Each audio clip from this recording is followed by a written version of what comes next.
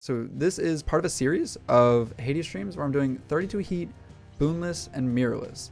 Mirrorless kind of self-explanatory. No mirror. Boonless just means that if I get a boon at any point in the run, I cannot use it, and I have to sell it when I can. It's one in a series of 6. I did every weapon. This had been done once before by Nana, which inspired me to do this. She did it once with the rail with Hestia, and so I wanted to use a different rail aspect and also use all 5 other weapons because I thought it would be really fun and interesting, right? To be the first person to do it, and also just to showcase the different weapons. I just thought this is a really neat challenge. It's a little different than like speedrunning, for instance. The footage here is from a little while back. I recorded these all in February and March, I believe.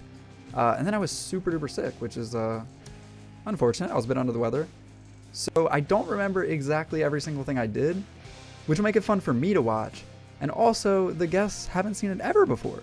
So it'll be super fun for everybody to watch. With that being said, I think we're going to hop into this one. I'm going to start the little death here that proves that we're unseated. And then we can just kind of talk about things, right? We do have a special guest here for the commentary now.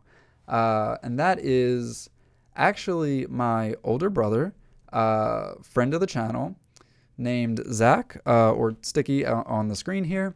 Zach has also played Hades, but not so much a high heat challenge type of person, and I think that's good because I think that's gonna be interesting.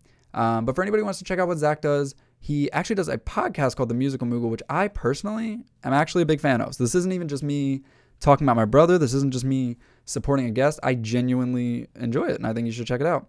But anyway, welcome in, Zach. How you doing? Oh, you're just being so nice. What everybody applaud.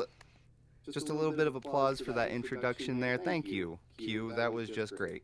Yes, my name's Zach. As he mentioned, Musical Moogle, all that good junk. Go check it out if you find yourself wanting to listen to some good video game music and some bad commentary over it. But yeah, no, as he said, I'm a pretty casual Hades player. Absolutely love it. Love the art. Love the voice acting. Just love everything about it. But I think I beat Hades once and got, like, I have 1 heat going right now and I haven't beat it yet. Not for lack of trying though. That's absolutely certain. I think, and like I said in the little intro there, I think that's gonna make for a perfect dynamic, right? I'm excited. I'm like legitimately. I was telling my boys about it and was like, yeah, no, my little brother's got like, you know, these videos that he's just like done on like all this ridiculous stuff on Hades because they've watched me play Hades. They know the game. And Sam, my 11-year-old, was just like, oh, he sounds gnarly. Hopefully I can live up to that, right? Yeah, I'm excited to see how insane it looks, truthfully. Yeah. No, I think that's a good mindset going in. So right now on screen we have the Pact. That's also available in chat, although I guess when this is on YouTube it'll be available in description, right? We're multifaceted here. Hey. But I am gonna reverse. That's the thing. People don't say rewind; they say reverse now. I did just establish that just now. No, we're gonna rewind this to the very beginning, so that we can show that the run is unseated.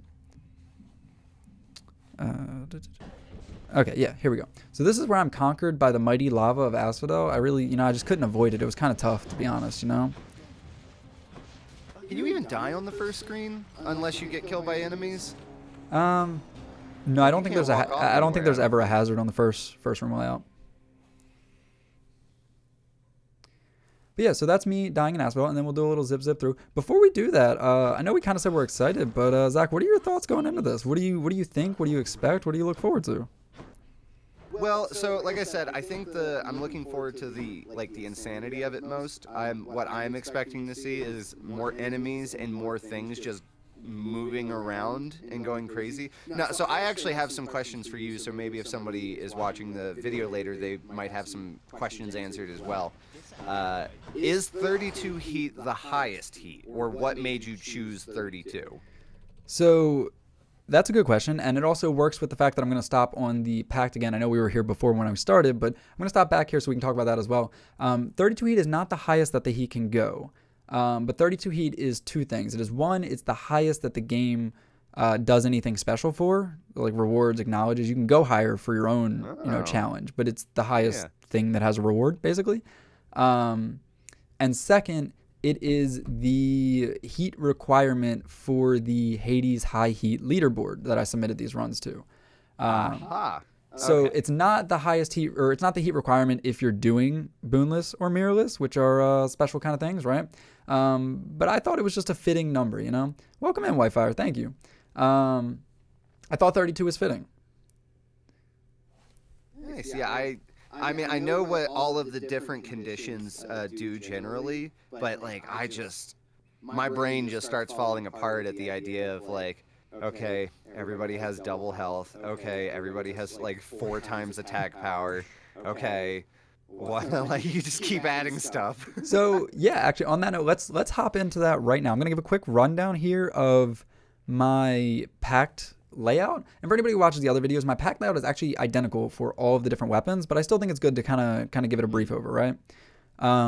So the theme here is going to be that me personally, when I play this game, and this will also be a theme for all of the videos, I don't like tight deadline, which is different from a majority. I don't know about a majority, different from a large amount of people who do these kind of challenges. Tight deadline is the bottom one there. You can't see behind my webcam, but there are no points put into it. And that's because tight deadline is the one that turns the game into a speed run. It gives you a limited amount of time to clear each section. And I don't do speed running. I like challenges. I like difficulty. I do not like being rushed. And I'm not just singling out tight deadline because it's a big deal to me, but it kind of reflects how I did the entire build that you're going to see on the screen. All the things that I took were what would make me have to perform well longer, and like not necessarily make the enemies tougher, but I'll take more enemies, or enemies that get, you know, shields, or enemies that have more health, things that make the fight drawn out, but so long as I just have to execute for a long time. But what it is that I'm executing isn't necessarily harder, and I'm not rushed. So you're playing the get good, don't get hit game. Yeah, in a way. When we had Wi-Fi on before, we kept going back to the word mitigation was kind of my key. Right? If I can take a situation and mitigate the threats, I prefer doing that over having to rush to eliminate the threats. I'm someone who just smacks things until they die, and I do my best to dodge in between the smacks. That's about the extent of my like brain thought that goes into playing Hades. Yeah, no, and that's gonna make this fun, I think. I'm gonna go. All right, so I talked on tight deadline. I'm gonna give a brief rundown of the ones that I did choose here. So lasting consequences, you can see on the screen, that makes me health rewards be less significant. That includes max health and, no, I don't think that includes max health. That's just healing health. So healing health doesn't heal as much. Convenience fee makes things cost more, but that's not too significant because I'm not looking to buy any boons or any upgrades to the boons. Jury summons makes there be more enemies on the screen, which tied in perfectly with what I was just referencing before. I'll take more things to deal with so long as they aren't inherently harder or I'm not rushed. Extreme measures is, I actually think, one of the most fun packs, conditions, the words on the screen, conditions in this game. Extreme measures is the one that adds like a different boss like attacks, right? Like the bosses get more attacks? Correct. It changes the bosses. Not necessarily attacks, but it changes all the bosses. And we'll see it as I play through. But you'll notice on the screen that it says Extreme Measures 3. But there's 4 bosses. Most people, myself included, don't do Extreme Measures 4 because that changes the final boss fight. There will be spoilers throughout this video. I feel like that's kind of a given, which is Hades. And the amount that it changes the fight is very, very substantial and very much more difficult compared to the other Extreme Measures. So although it would be worth 4 heat, it's still kind of sort of not worth it. But yeah, we'll touch on the bosses as I get to them and the difference there between them. But I don't think the first 3 are too problematic to have Extreme Measures on. It makes the game different, but in my opinion, not necessarily harder. Calisthenics program is the one that Zach referenced a moment ago. It just outright gives enemies more health. Underworld Customs, I believe, is the one where I skipped over 2, but I'm going to get back to those in a second. Underworld Customs is the one that I believe where you just have to like sell your boons, but I have to sell my boons anyway because I'm doing a boonless run, so that one's kind of free for me. And then routine inspection is the one where you can't use the mirror. As you see, it's -12. It's minus all 12 aspects of the mirror, which again, I'm not using. So that's kind of free heat. The bottom one there, damage control, means that each enemy can take 2 hits before they get hurt. So they get 2 free shielded hits, basically. Which isn't too terrible. That's the one that I was using. It's actually interesting that you say that, because a lot of people who take the opposite route, the tight deadline, the go fast route, don't like that one, because they want to be able to kill an enemy the second it appears with like Understandable. a strong hit. For me, it's the mentality of like, it doesn't matter how strong the hit is, it's just one extra hit. You know what I mean?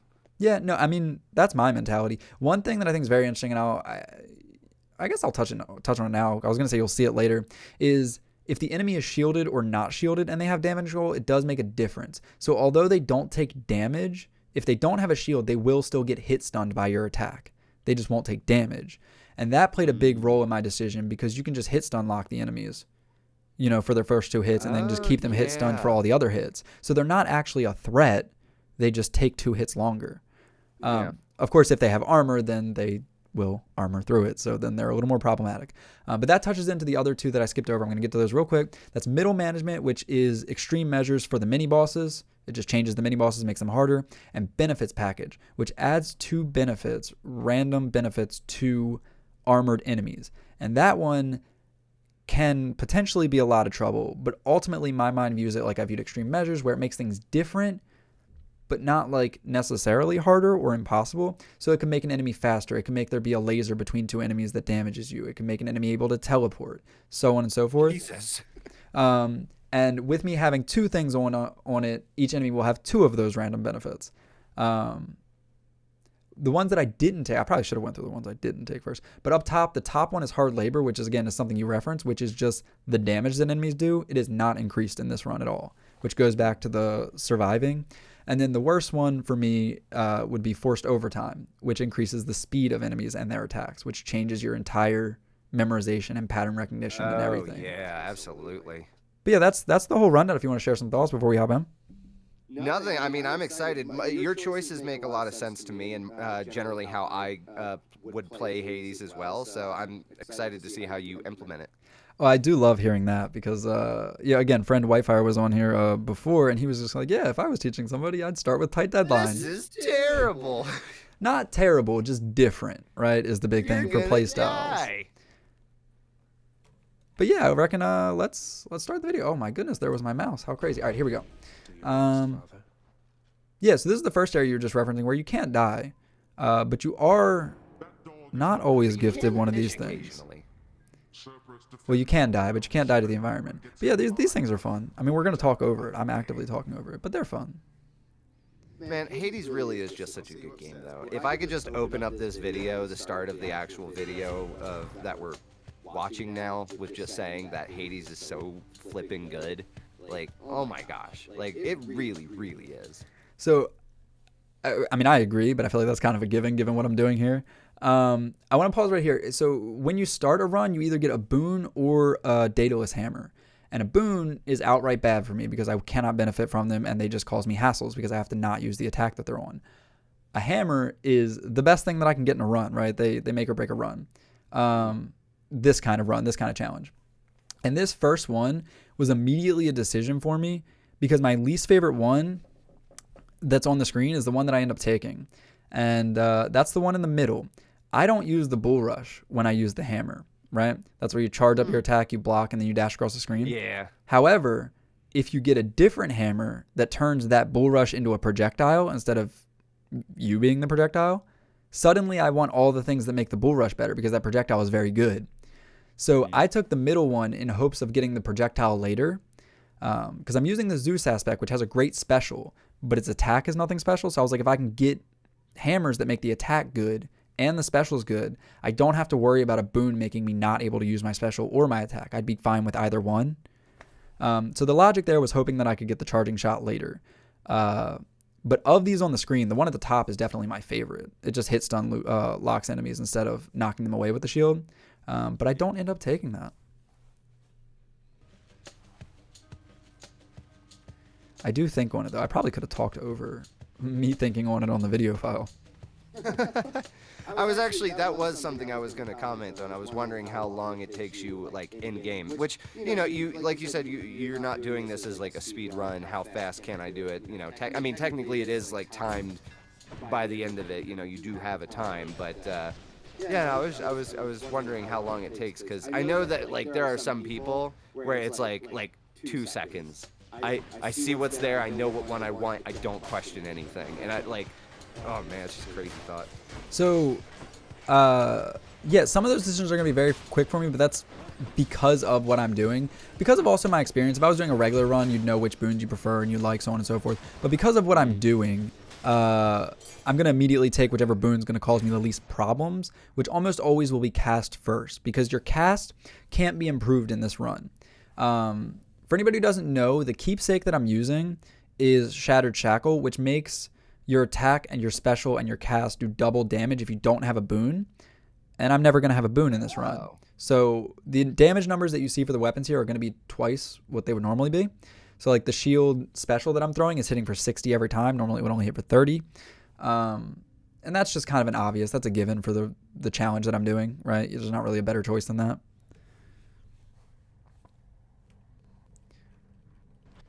All right. So there was another little pause. Let's go past that. So yeah, that is the keepsake. As you can see in that first room there, well, I guess we're a little past it now. These decisions will actually go pretty fast, which is the boon, money, or heart. In this run, you have two things that matter, and that's your hammers and your health, your max health. So health is very, very valuable in boonless, mirrorless. So that's the instant choice there. But yeah, so this enemy... Seeing you at just 50 health is just like... when we see the other laser guy up there, I don't know names of Hades enemies. It's fun. It's better to not know them. But if we see our friend with the laser here, you can see he has armor. But if you look next to his health bar, he has two little symbols. One is a sword and one is a little guy. I don't know off the top of my head what the little guy does, but if I see it in action, I'd be able to describe it. It might be the teleport. And then the sword means that he does extra damage. That's the benefits package we were referring to earlier. Armored enemies get 2 buffs, and those were his 2. Are they randomized buffs then? Correct, yeah. For each enemy? Yep. So Terrifying. certain enemies can only get certain, have unique buffs that only they can get. Like the little witches that shoot projectiles can have their projectiles home. Obviously, that wouldn't do anything for a melee person, right? You know, I will say, like, one of the things that stood out to me, I initially did and didn't like it, that Hades is basically, like, each level is basically, like, same enemies reskinned. But with all the different stuff that you can do with all the different conditions in the packs, it makes it so they actually change up a lot. And, I mean, it's honestly not even really a complaint, but, yeah, I mean, it's just insane seeing somebody be able to do this. Yeah, I've always been a fan of games where, like, the enemies have set patterns and you kind of have to accommodate their patterns, and then the challenge is, like, which of those patterns they throw out at you or how many of them. You know, you have a skull coming from this way, a skull coming from this way. I don't like in games where it's like this enemy has to be killed by this specific attack, you know, because like in this game I can choose whatever weapon I want. I wanted to demonstrate here. I threw the shield in place, and the shield, for anybody who doesn't know, the Zeus shield, it has 2 ways that you can use the special. You can throw it and it'll propel forward and stop in a specific spot and just stay there and spin, which is useful if there's an enemy in a specific spot that doesn't really move or can't move. You throw it there and just let it take them out without you being threatened. But if you press the special button again, it will come back to you, including if you move, it'll just follow you. So you basically have a trail of damage behind you. In this instance, I had the shield sitting there in place, and I knew that skull had to go past it to hit me. But the skull perfectly timed dashing through when the hitbox wasn't active and hit me instead. I thought I was safe baiting him there. But yeah, a lot of this run, you're almost always going to see me favoring the special over the physical attack. I just throw it out and I just watch it do all this damage and usually hit stun lock people. So is the end goal of what this run is with the oh my god, the Zeus aspect, is the like the whole idea here just basically trying to get that special to be as overpowered as possible and just watch it destroy everyone on screen? Well, the thing is, I think, again, you're thinking with boons, I can't buff it. That special will be the exact same strength it is now as it will against Hades in the last fight. Okay. But no, the special is definitely the center of the build, but it's the fact that it is, I mean, even though it's not going to get stronger, it's pretty strong as is, doing 60, 60, 60, 60, 60. But it's taking advantage of that and the fact that it's a projectile, where the other shields don't really have that option. This is what I was saying earlier. When I get on this screen, again, for anybody who's not super familiar with boonless, Whichever one of these I take, because all 3 of those are attacks, until I get to sell that at the fountain in between boss and new area, I can't use, if I pick that top one, I cannot press the attack button. If I pick the middle one, I cannot press the special button. If I pick the bottom one, I cannot use my cast whatsoever. I'm always going to go for cast because the hammers can buff my attack and special, or my special is just good in this case. My cast, I can't get any of the gods' casts. Like I can't get Demeter's cast. I can't get Ares cast. I have the stock standard cast. And while my keepsake does make it do double damage, that's all it will ever do. It does 100 damage. It typically does 50, and then it gets lodged in an enemy for however long, and I have no use for it. So my cast is by far my least significant of those 3. So I'm always going to take that first if I get the option. Okay, so question now. When you're talking about not being able to use your cast, that is a self-imposed rule, right? Like if you press cast in the game, it doesn't just auto-kill you and you have to start over. Correct. Now, some people that have done this challenge have specifically went out of their way to go into the controls and like unmap that button.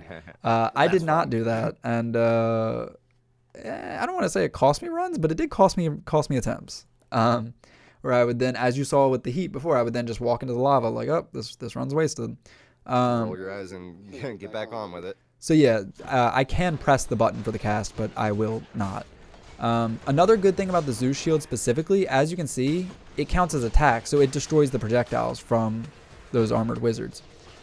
Again, those armored wizards, they have 2 perks. One of them, it wasn't the best spot to pause, but if you see the enemy in the bottom right corner who's, welcome in JD, if you see the enemy in the bottom right corner who's barely on the screen, that's a fake enemy. That's like a ghost, a cloud, a clone. That's the word I was looking for, ghost cloud clone. So their attacks are still real and they damage me, but they have 1 HP, so they only have to be hit once to kill.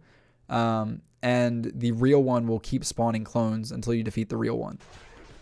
So that's the type of benefit packages that we're dealing with. This real one also has extra health, so that's his 2 benefits. He has extra health and he spawns clones. And oh, I should mention that if there's an armored witch, as you see on the screen, every witch that appears will be armored. You can't have armored witches and unarmored witches in the same room. Need to know. So this decision, again, for anybody who's not super familiar with Boonless, this decision is like absolutely in the favor of the shop for multiple reasons. 1, because I don't want to take boons. They're just inherently bad for me. But 2, even if it wasn't a boon there and there was something that could be beneficial, like money, the shop is an area that is another room that I don't have to fight and risk losing health in before the boss. It's a free room, basically. Makes sense. It's like all like the shop, the money and whatnot. It's like, oh, it could be useful, but not as much as not having to get hit. Correct. This is something I talked about on the last one, but whenever I enter a shop, that number you see on the screen above the centaur heart, 225, that's our goal number. So like, for instance, if there's a situation where I'm at 220, I may go to a coin room over a different room, right? Because 225 is always the number I want. That's the only item. There's only 2 items in the shop that ever matter, and that's that one, which increases my max health, and the one that just heals me, heals my regular health. And that one costs more. So 225 is the goal number money-wise. The gold standard. Yeah. It's gold. The gold obolite standard. There's gold in hell. I mean, Hades. Find your gold in hell, damn you. Hades is also the god of jewels, I believe. Something along those lines. Ooh, that's fun. They didn't talk about that in my Disney's Hercules last night. So that's how I prepared for this. Just so everyone watching this or in the chat, anybody knows, I've literally never played this game, and I just went and watched Disney's animated Hercules to get all of my information about this game. And that's why I invited him on. I was like, that's an expert right there. That's someone who knows what they're talking about. This is a classic case of what I was saying with the shield. You'll see that I set it right there, and then I'm on the other side of it. And this is what I was trying to do earlier with the skull. All the skulls have to physically come to me, but I just put the shield between me and them, and they all just run into it. So while it looks kind of, yeah, while it looks silly, like I'm not doing anything, yeah, that's the idea. No, but it like having the shield be able to do those things, and honestly at the speed that it moves, anytime that you're in a room with projectiles, it makes it so you basically don't have to be running up, attack, run away, run up, attack, run away, and be dodging projectiles as well. You kind of just set it. People are gonna get hit by it, and then it's about dodging shit. Yeah, it absolutely ties into the word we started with, is the mitigation, right? I'm mitigating any threats that are on the other side of the shield from me. There's still going to be other threats that aren't, but... And so this is the other use of the shield that I was just talking about, where I can call it back. If I let this just keep going, it's going to go past him and just go into nothing. So I draw it back to myself. Same thing there. So that I can just keep reusing it. Re-aiming it, I should say. The shield's regular attack, not the projectile, not the special, has its uses as well. Because it doesn't do a lot of damage compared to other weapons, but it does push enemies back, which makes them bounce into each other, which is doing damage, or bounce into walls. Not super effective against bosses or late game in general, but it has its uses. Also, just the fact I can imagine that the shield's pretty useful against Lerny. Interesting that you say that. I'm curious. Why was that your thought? Being able to hold it in one spot and then just dodge away and let him like do his head attack on you. Okay, yeah, the special. I thought you were referencing like the shield attack that I just kind of touched on. No, I'm sorry, no, not the attack. I just meant the shield in general. Exactly. Yeah, no, that's definitely that's 100% accurate. Although we are doing extreme measures, Lerny, which will be relevant. Oh, right. See, I'm excited. All the mini bosses. Well, no, you didn't set. Did you set it for the mini bosses? I did. I set both. The of them. middle management. Okay, so we are gonna see the different attack patterns for both the minis and the megas. So this is where a boonless run starts to get intense, I suppose, because my choices here were dash, special, and attack. And you can't take dash because then you're going to dash and your dash is accidentally going to damage something and your run is over. Special and attack, on the other hand, the special is really good. So naturally I'm going to take attack. But the point there being is now I have to clear the rest of Tartarus, including the boss, using exclusively the special and not the attack. If I was put in a situation where I didn't have attack as an option, say it was like dash, special, or vengeance, which is when you get hit, things happen. I can't take vengeance because if I get hit, my run's over. I can't take dash. I would have to take special and use the attack. So that's why when you're doing this run, that's why I said I was looking for charge shot earlier. It's good to have weapons that have good attacks and specials that you can utilize. This one kind of sort of doesn't, and I'm kind of sort of trying to make the best of it.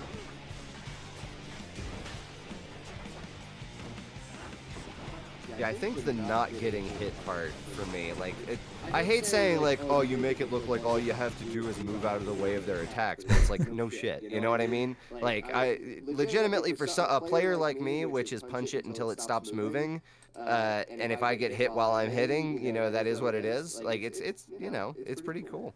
And for anybody who's not familiar, this is the sneak mini boss, and the difference for middle management here is that normally you would just be 1v1ing Final Destination, no items, Fox only against the sneak, but instead the sneak gets those little grabby hands that, you know, if they grab you, the sneak does big damage.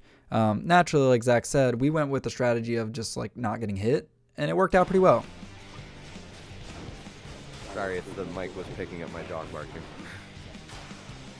I didn't hear it on my end, but yeah. So this is another problem, is we just keep getting fed boons, but this is the best case scenario for a boon, which is the reason that you saw me make a quick decision there. Any boons, and you know, Wi-Fi was calling them not calling them, but like explaining that they are referred to as tier 2 boons. The one in the middle, it only affects attacks that already use Poseidon's effects. So it's not adding anything to my run. It's making it to where I can't use my cast, but I couldn't use my cast anyway. It's just like powering up the cast that I already am not using. This is the most important part of the game. I think you can touch on this, Zach, and it's fishing. It kind of makes or breaks a run, right? It truly does. There's no right or wrong reason to fish, but you always should. And I just feel like anybody who, if they have given the opportunity, you don't fish. You know, like, are you truly speedrunning or doing anything in Hades proper? One thing that's actually cool about Hades, for anybody who didn't know, obviously speedrunning, sometimes they won't go with in-game time, they'll go with like real time, but in-game time, the clock does stop if you fish. I actually really appreciate that. I mean, fishing mini games are always about, hey, you had a tough time fighting those monsters. Why don't we just chill? So I appreciate that even in a speed run, they're like, hey, I know you've had a very hard 2.5 minutes and you're already out of Tartarus, but why don't you take a minute and fish? We won't hold it against you if you catch you a little. I actually am curious because I haven't looked into it. I wonder what because Hades seems like the type of game where there's a million different ways to argue like a new rule for speedrunning, like a new subset of speedrunning. But for whatever the gold standard of speedrunning Hades is, I do wonder what the what the time is on it. Significantly better than me. I'll tell you that much. Like I said, out of yeah. bounds. I don't. Is there out of bounds in Hades? Out of bounds? Yeah, like can you go out of bounds to like get into like different locations? Oh, you're Like, thinking where, like glitching through stuff? Past like the doorways and whatnot. Not that I know of, which is actually kind of touches on the thing in Hades in general, which is just how polished the game is, right? Mm-hmm. So this room I got really lucky because I don't think there was a single armored enemy. The jury summon still took effect. There was a lot of enemies between the witches and all these skulls. For anybody who doesn't know, the individual enemies, they have like... I mean, I feel like this is kind of given, but when you say it out loud, it kind of helps explain. Like, if the room decides it's going to summon a skull instead of like a lout, which is the big fat guy that like dashes at you, it's like one lout is worth like 5 skulls, for instance. I'm making up numbers, but like I got a bad draw there in getting the witches and the skulls, which are 2 of the ones that populate the most. So there was a ton of enemies, even though they all had low health, basically. That makes sense. I didn't know it worked that way, though. Pretty cool. Welcome in, Mark. How you doing? Yeah, same thing here. Like these enemies, they're relatively low health. They're kind of middle health, honestly. They're not like the louts or the big wretched thugs that are slamming their attack. But so there's a decent amount of them. Even with the jury summons on, if it was summoning, I'm just going to keep using the louts as my reference. If it was summoning the louts, there would be more, of course. There would be 40% more because that's how the pact works. But it would still be 40% more than the 1 or 2 that there would only normally be. Mm. So that was another case there. The hit that I took was me throwing my shield. Actually, that's another thing. When the enemies spawn in, you'll also often see me try to walk a full shield throw away and then throw the shield where they're spawning so that it's just in place when they spawn in. And I did that here, and it was up there, and then I just got out of the way. But I got out of the way of the enemies I threw the shield at, and not the one off to the right, who decided I was perfectly in range for his laser. But you were getting ready to say, Zach? Yeah, watching you just destroy all these enemies on screen. Who is your favorite enemy in the game? I think... I'll ask character later, but who's your favorite enemy? So I'm assuming we're not going with like the bosses because they would be characters. We're kind of just going with the stock standard enemies. Yeah. I think Whitefire and I may have touched on this before. And I don't know. You know what? As we go through this run, I'll try and pay attention. I'll try and get you an answer. I will tell that my least favorite to fight, and this is the exact opposite, least favorite, is the satyrs in Styx that do the poison darts at you. They just... Oh, I forgot about them. Oh, I might have to agree. Dude, I like that. You get to what floor is that? I know it's near the end. I just can't remember the one with those enemies. It's Styx. Styx, that's it. Yeah. Like I love all the areas of the game. I was gonna say like, oh, my least favorite is, but it's not. I like all the areas of the game. They're all designed so well. But yeah, no, those bloody enemies, dude. You could have so many. Like you could well, you don't care because you're going boonless and all this other stupid stuff. But for somebody like me, you get there and you're like, cool, I got full health. I got all this gnarly stuff. Let's go. And then you. Like, you know, it takes you like all 5 of the different rooms to go through to get the key or whatever, and you die and they suck. Speaking of having full health, let's go. That was my thought process right here. Is obviously I'm not at full health. I took mighty 4 damage, which I say sarcastically, but also all the damage is nerve-wracking when you don't have a ton of health and you're making things difficult on yourself. But that was the thought here. He had, I said there was 1 of 2 items that are useful here. He did have the health here. And my thought process was, I don't need that 4 health to defeat the upcoming boss. Obviously, 4 health isn't a lot, but that's kind of like one of the decisions I have to make in a shop like this, you know? Oh no! Even at 4, we're talking about how much damage is the boss able to do in 1 hit, and will that mitigate it at all? So here, while having that little extra HP help. Here I got a lucky draw on the boss. Tisiphone I wouldn't say is the easiest boss, but given this run and this weapon, I think it was probably best case scenario. Doesn't mean it goes perfectly for me, but Tisiphone does a lot of, as you can see right there, standing in place and letting me do 480 damage. Yeah. Also, doesn't have any ads, so if she's standing in place, there's not another threat on the screen, you know? Oh, I was gonna say, I think Tisiphone is my favorite of the 3 to fight.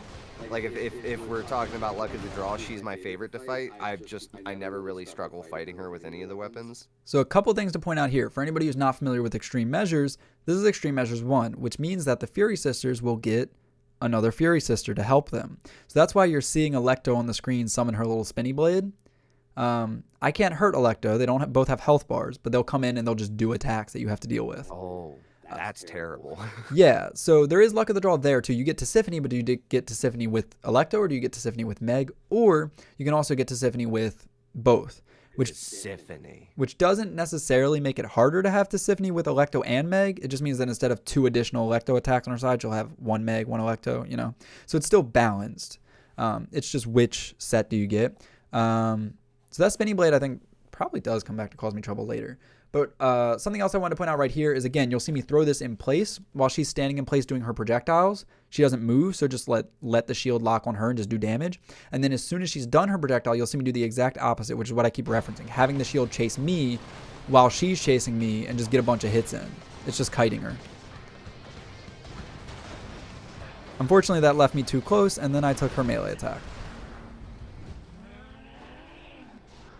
This is another example of attack where she stands in place and the shield just does 420 damage.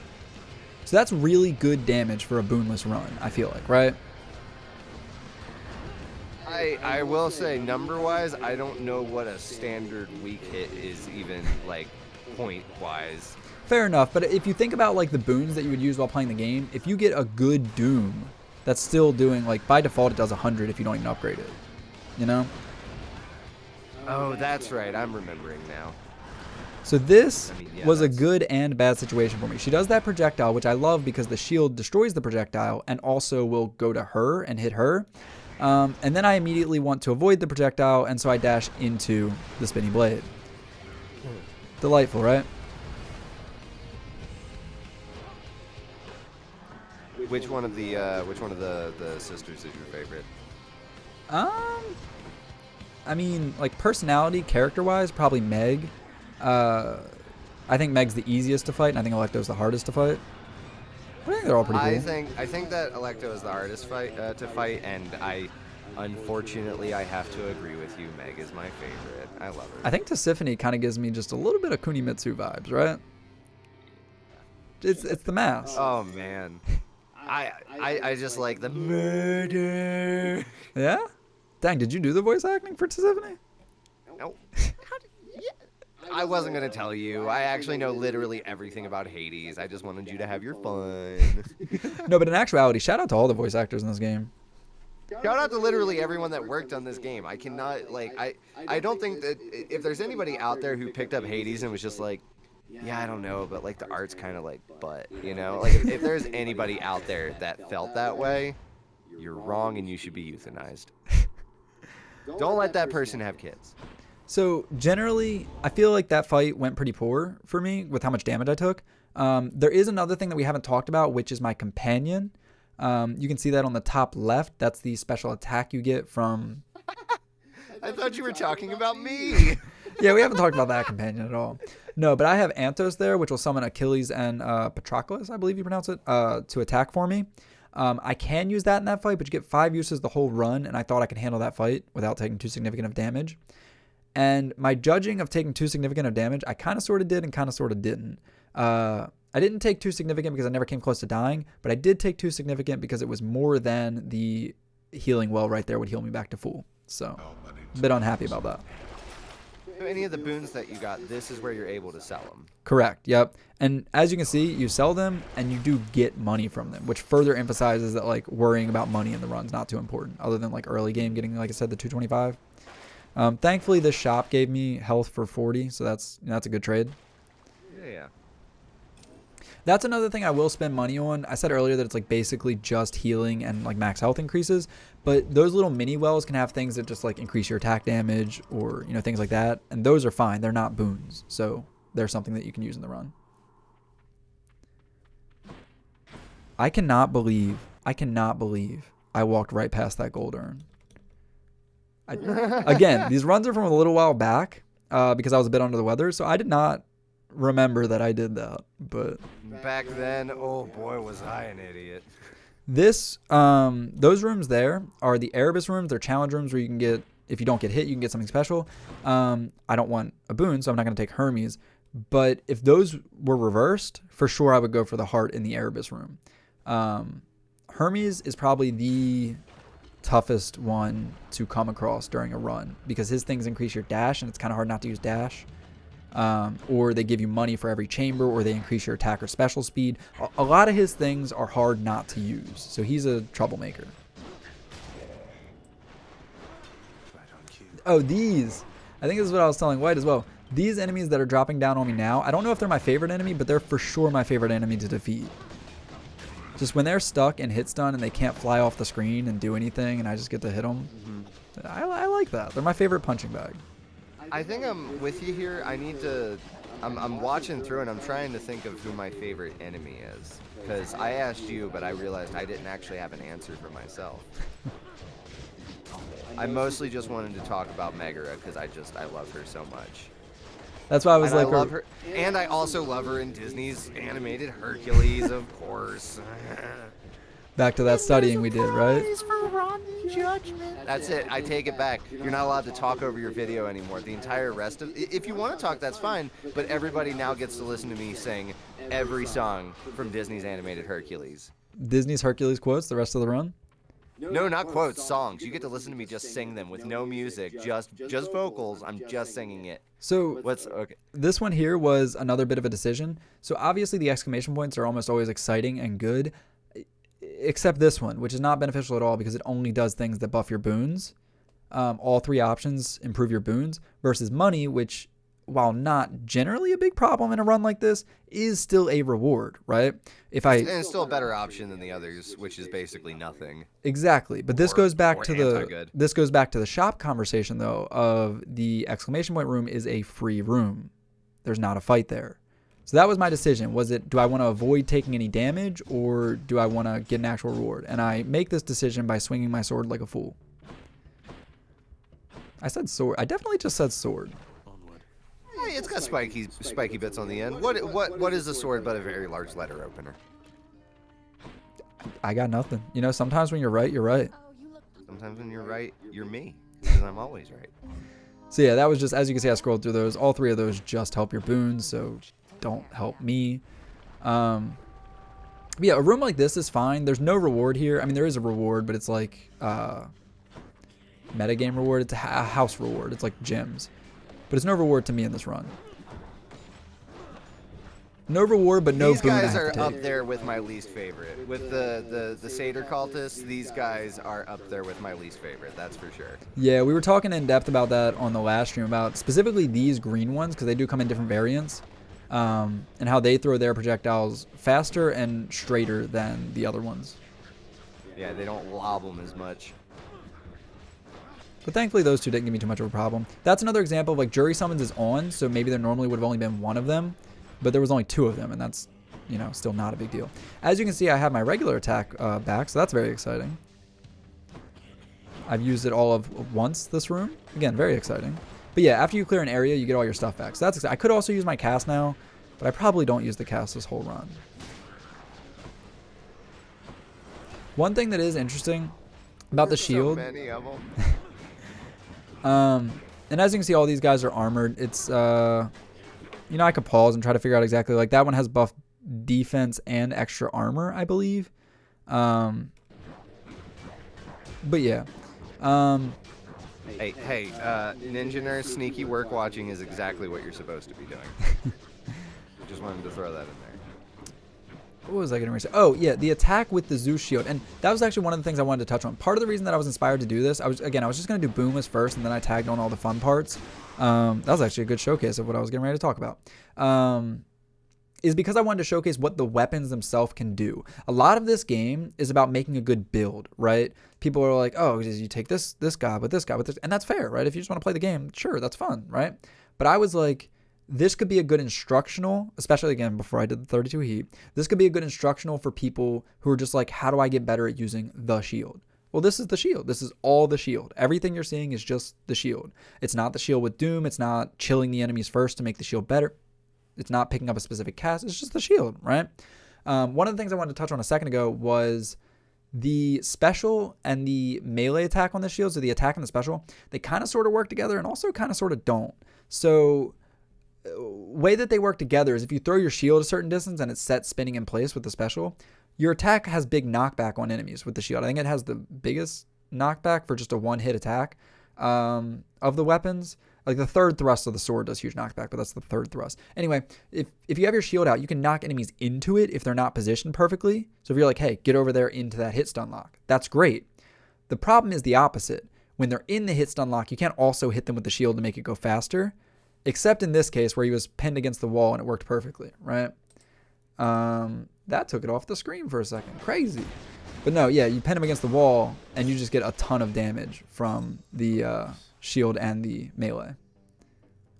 Nice. This thought here, got 2 boons. this thought here I think didn't actually make any sense on my part because all the gods have tier 2 that we referenced earlier. They have things that increase their already effect. But I was thinking like who's more likely to give me something that I can't work with, right? But I was like, Poseidon, obviously they can all offer an attack, a special cast, but Poseidon can offer rupture afterwards, or like things that affect knocking back even more, so on and so forth. I don't even think I made the right decision now that I'm talking about it out loud, because Aphrodite can also do things that affect your weak, like the weakening effect that she has on enemies. She can increase that or make it last longer, so on and so forth. I was probably just overthinking things, long story short, right? Happens when you're doing like 13 different runs on Hades. So this is another mini boss, and the mini boss thing that's affected here, the middle management, The witches. is the projectiles that they're shooting out right now cannot be destroyed by your attacks. You know how all the witches' projectiles normally can? Oh. Those projectiles cannot be destroyed. They're slower and bigger and fewer, but as you can see, there's 9 projectiles on the screen that I just have to dodge. I can't hit them with my shield. Also, as you can see, I immediately start this room and try to just throw this in the middle so that the middle one is just hit a million times by it. And then I'm just like, okay, this is just dodging. This is just a bullet hell. That's fine. I'm okay with that. I'm going to take 9 damage real quick. This is a bullet hell. I must dodge everything. I just took damage. The shield, I've talked about before, like setting it in place, as you see me keep doing. It will not stay there infinitely. It does have a time limit. It stays there for quite a while, but it will eventually come back to you. Yeah, that's kind of what I was doing. I just made them all go to the center by me staying on the outside and rounding about them, and then just threw the shield in the middle and let it do its thing. Kind of trivializes that fight. Hey, thank you, JD. I have the alert silence, but thank you. Thank you for that. But yeah, I mean, and that's what I was saying before. Like, I wanted to show off what the shield can do. That's an example of the shield can, like, functionally trivialize the witch's fight. And even more so if they didn't have those projectiles that I got hit by. Palms go in the same category as the stuff that helps at home. They don't functionally do anything for me in this run, but they also don't cause any problems. So, obviously, a fountain is fantastic. You want to die again? So these enemies are, and they probably end up hitting me, I don't know for certain, but their 2 benefits package are a speed increase and a shield increase. So they have an extra large armor and they have speed increase. So they're very problematic. Also, I can't do the trick with throwing my special out and letting them walk into it because they will not stand still. Oh yeah, you kind of gotta goad them into a circle. Not that Asphodel gives you a lot of space to do that. Although, that was actually something I was going to touch on. This specific room layout is kind of humongous. Thank you, nurse. That was another benefit, just again, going over the shield for anybody who's new, is Asphodel, you think of the lava as dangerous to you, but it does harm them as well, and the shield has the easiest knockback. Just push them into the lava. That's what I did to kill one of the enemies there a second ago. Just get rid of your enemies. Push them into the lava. Yeah, no. Just give them a little push. Why else do we live near active volcanoes if not to push our enemies into the lava? So something I did there a second ago was like waiting for the enemy to attack and then just kind of dashing through him or into his attack. And you can either use the invulnerability frames of your dash or just, go behind him where you can't get hit. But that's kind of a good technique in general in games like this, games that are combat taxing. That was another example of the shield sitting in place to kill the witch. But oftentimes going through, getting as close, it's like taking an angle. Getting as close to the enemy while avoiding their attack is best case. And that applies to this as well. There was an example of me pushing him into the shield, which then hit stun looped him. Blocks him. Yep. And then I wanted to stand under the number just to show that he just got hit stun for 1,240 damage. Jeez. I guess I'm gonna have to go do a shield run after this and still die before you. I was about to say, look, we have a friend who doesn't do high heat very often. And you're like, I'm working on one heat. Well, here you go. These tips apply to you.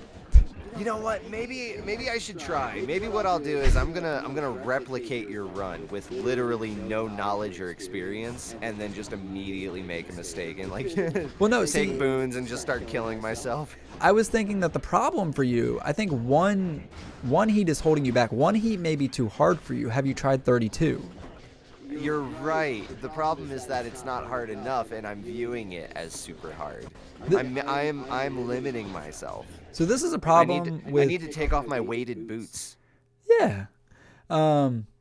This is a problem with certain enemies like the witches in this game, in that if they can fly, and this goes for the little, what's her name? Little deuces. What are they called? I can't think of what. Deuces? I mean, I know who Deuce is. I've always appreciated her name. It's just so funny. What is she though? Like, what is? She's a Medusa head. I mean, she's like a Gorgon, right? That's the word. That was the word. It kept coming. Gargoyle kept coming to my head, and I was like, that's not it. Oh yeah. But yeah, so like the witches, the Gorgons, anything that fits that category, they will specifically look for spots that you cannot stand. Like I can't stand on the lava, and they'll go there. So it was hard for me to get the shield to track behind me and hit him. Obviously, I could catch it and throw it at him, but I was trying to just have all the enemies track me, and it wouldn't work on that enemy, and then I got annoyed by the witch keep throwing their projectiles. So that was what happened there. And I just didn't know if people know that it's specifically built into the AI for the witches and the Gorgons to go where you can't hit them. It works in Tartarus as well. There's not lava that's dangerous, but they will go in pits again that you can't stand in, so you have to use a projectile. This is me doing a quick little explore, hoping to find something. There was a well down there. I don't know why I didn't check it. So, question. Sure, what's up? What is there anything about Hades and about what you've how much you've played it where you're just like, I really wish that they would fix this? I'm curious. Or like fix it or like add something, or like is there some type of like detrimental part of Hades where you're just like, well, that could have been done better? So I'll let this rock because I'm just going to the shop, I believe. Not the literal shop, as you can see the shop's at the bottom, but like the last area, the free area before the boss. I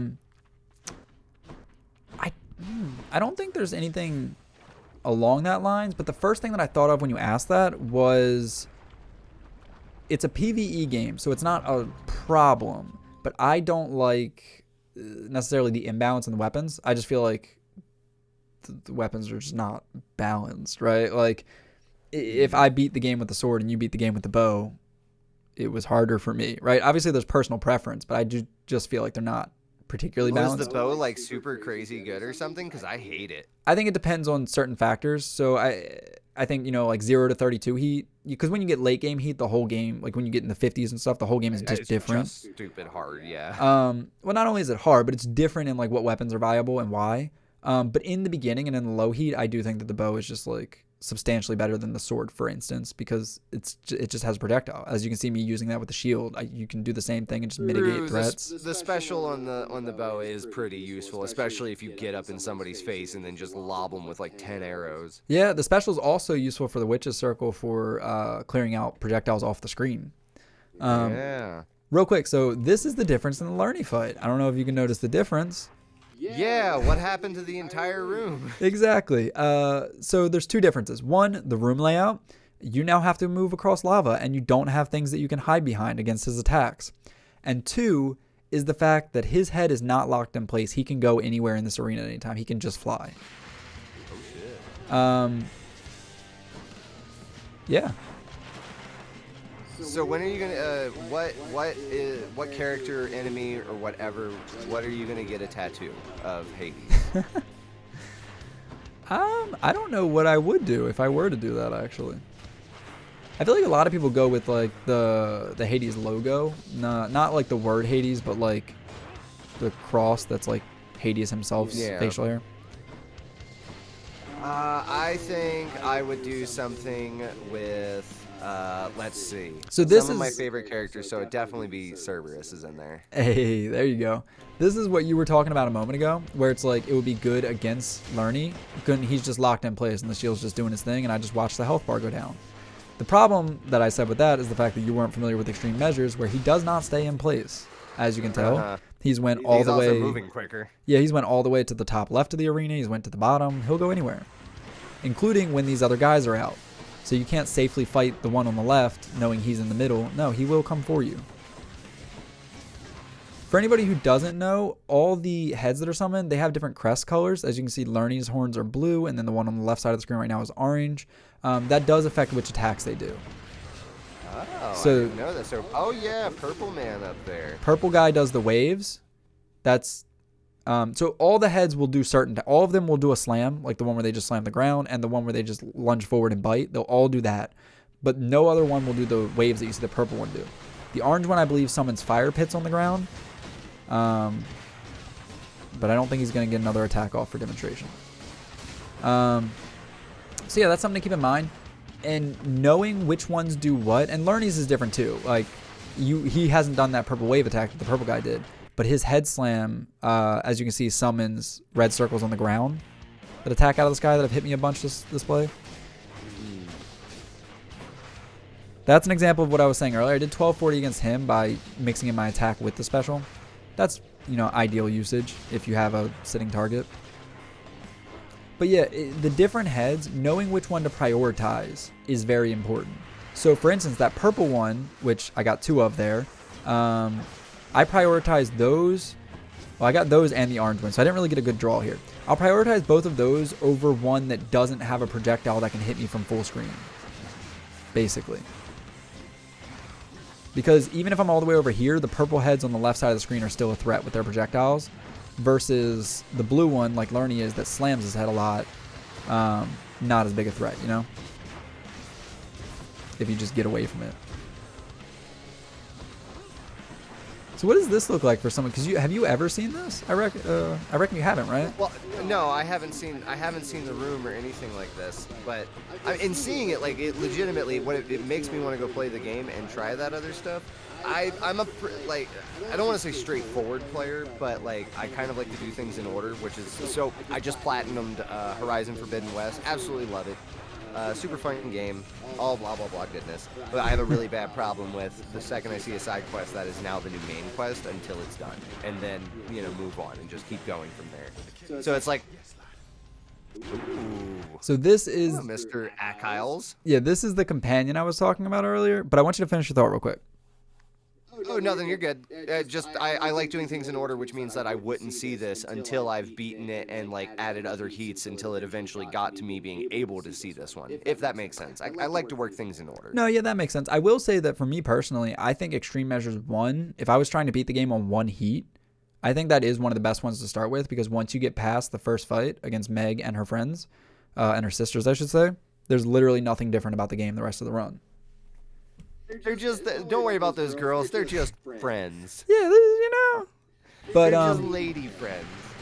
Yeah, so at this point, and I think I get hit here. I do. I'm at 29 health, so I was like, I could probably beat Lernie at 29 health, but like, why risk it? I get 5 companions per run. There's not even 5 bosses left. Let's spin one. The companion that I have, they do 1,500 damage twice.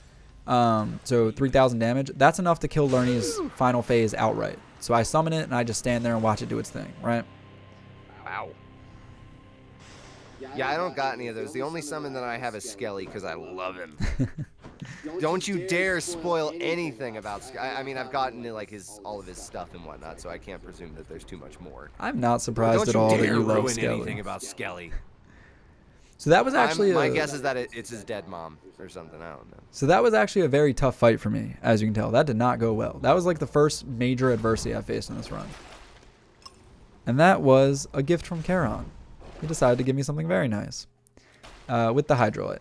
I do take Karen is my other favorite NPC. Do I take all 3 of these?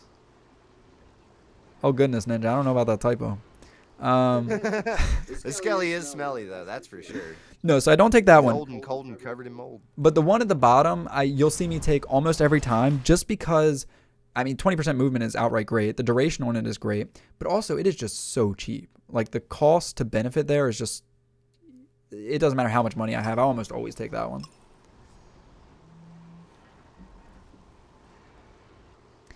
I didn't take the extra summon because of what I said earlier. I didn't use the summon on the Meg fight And there's not really, I have 4 summons left, but there's not really 4 threats left. You can't use summons twice in one fight, so I can't save up all 4 and use them for the final fight. I was about to ask why, because that's what I would have thought in my head. Like, oh shit, let me get it back, because then that means like on Hades I can use it twice. But yeah, I didn't know you could do it only once. No, once per room. So there's, I think I actually did go back and buy it, so that goes against what I just said. But there's not really 4 or 5 threats left. It's nice to have one, especially in Styx if you end up having to fight the mini bosses there. It's just nice to have it in your back pocket, right? Especially because... Why do they take so much damage? Those stupid rats.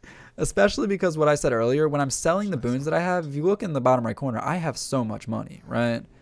So there's not going to be a little bit stuff louder. Not saying... I got so much gold, so many ovals. So this you see me take instantly, but this is still the most heartbreaking set of rooms that you can get in this. Because you never want to pass up health, but you only get offered 2 hammers per run. And the hammers are so important. I didn't know that either. Yeah, so the first hammer that you get will appear in either Tartarus or, I just beat Asphodel. The second one will appear in Elysium. Now, if I pass this up, if I were to take the heart, it could appear again. Like, you can't get 3 outside of using the thing in Styx that lets you get rid of 1 for 2. But it could appear again if I pass it up. However, it could also not appear again if I pass it up. Look at you with all this knowledge. And a hammer is just too important to pass up. So, I take it. I mean, a hammer's just a heavy stick, right? A hammer is my logo. I would like some respect on that, right? Although, heavy stick... It's a very heavy stick. What was it? Speak softly. There it is. A hammer. That's what I was thinking of. Just carry a hammer around. Thankfully, in the Learning fight, as you can see, I was using my attack and my special on him. So that worked out well that I didn't have to lose either of those in that biome. But basically, I'm at full power. I wasn't full power then, but I'm at full power now, and that's always nice. I'm always confident because you don't want to accidentally use something. Again, I don't unbind them. So it always feels good when you get to a new area and you're like, I don't have to worry about accidentally doing anything. This room's kind of just going well. Between the chariots and the witches, it's kind of just a good draw for me. I think the soldiers are the toughest ones to deal with here. Yeah, those chariots, I didn't like them before, but then I learned how to deal with them because just like, it's like, cool, I'm just going to have to take damage when they explode. One thing that I love about this game is the fact that the enemies outright teach you the mechanics of the bosses. The chariots are Asterius, the Minotaur. That's his bull rush. Just like the shielded enemies are Theseus' shield, so on and so forth. So we get here, and here I was really hoping for what I said earlier, charging shot. I didn't get charging shot. So I don't ever use my bull rush. So if I'm not going to get charging rush or charging shot, I'm not going to take the one at the top because I don't use my bull rush. Welcome in, Savant. The one at the bottom, it can be beneficial. Like I use my special a lot, but I don't use my attack for like chunky damage, and the attack doesn't do a lot of base damage to begin with. So 80% is not that big of an increase, and it's only 2. It's just, that's not that great. So this one I end up taking the one that I passed out at the beginning, and you'll see why as I use it. I might take a moment to pause here because I was upset that I didn't get charging shot, but it wasn't. I had to lament my loss. I teared up. Yeah, it wasn't debating what to take. It was reaching for the Kleenex to wipe my eye. Exactly. There we go. Okay. So this is the exact opposite. I said that was a good room. This is a terrible room. For anybody who doesn't know, this is actually fun. Some armored enemies, most armored enemies, all armored enemies, question mark, have different attacks. So the armored shield guys, there was an example, they do different things than the regular shield guys. So the regular shield enemy, when he does that attack you just saw, that little lunge, that's it. He just does a lunge and a swipe, and that's it. This guy does a lunge and then a spin, like he's Theseus or something. Their projectile that they shoot out, the standard ones, when they don't have armor, shoot 1 beam straight forward. These guys shoot 3. Obviously I could go through all the different examples. The obvious one is the witches. Even back in Tartarus, an armored witch will shoot more projectiles. They'll shoot like 3 in a row in a line, versus a non-armored witch will just shoot 1 projectile. So when I said this room was tough, it's shield enemies are tough, right? Having multiple shield enemies is tough. Having them have armor is tough because it's armor, but it's also tough because more attacks, and it's also tough because benefits package. So really, it was just a bad draw. Yeah. The shield dudes and the chariots are my least favorite from this area for sure. Okay, so I've said this a bunch, but I don't mind repeating myself at all, let alone repeating myself on this point. My least favorite is that guy there with the sword. And the reason why is because he has the best ability to escape hit stun. He's the least hit stunnable. He will dash in the middle of you. I was going to say, he just dashes, yeah. Yep. Not only will he dash, he'll dash and attack. So the bow guy, I think, may be tied with him. The archer, I guess that's what you call a bow guy, right? The archer, I think, might be tied with him in ability to escape, but the archer escapes and then tries to run away and shoot again. He doesn't immediately attack you. So you just go and get him again, and then he's trapped again. He doesn't functionally escape, even if he literally escapes. The sword guys are, I don't like them. I mean, I do like them mechanically in the game, but you know, they cause me trouble. We don't talk about sword guys. Mitsurugi, never heard of him.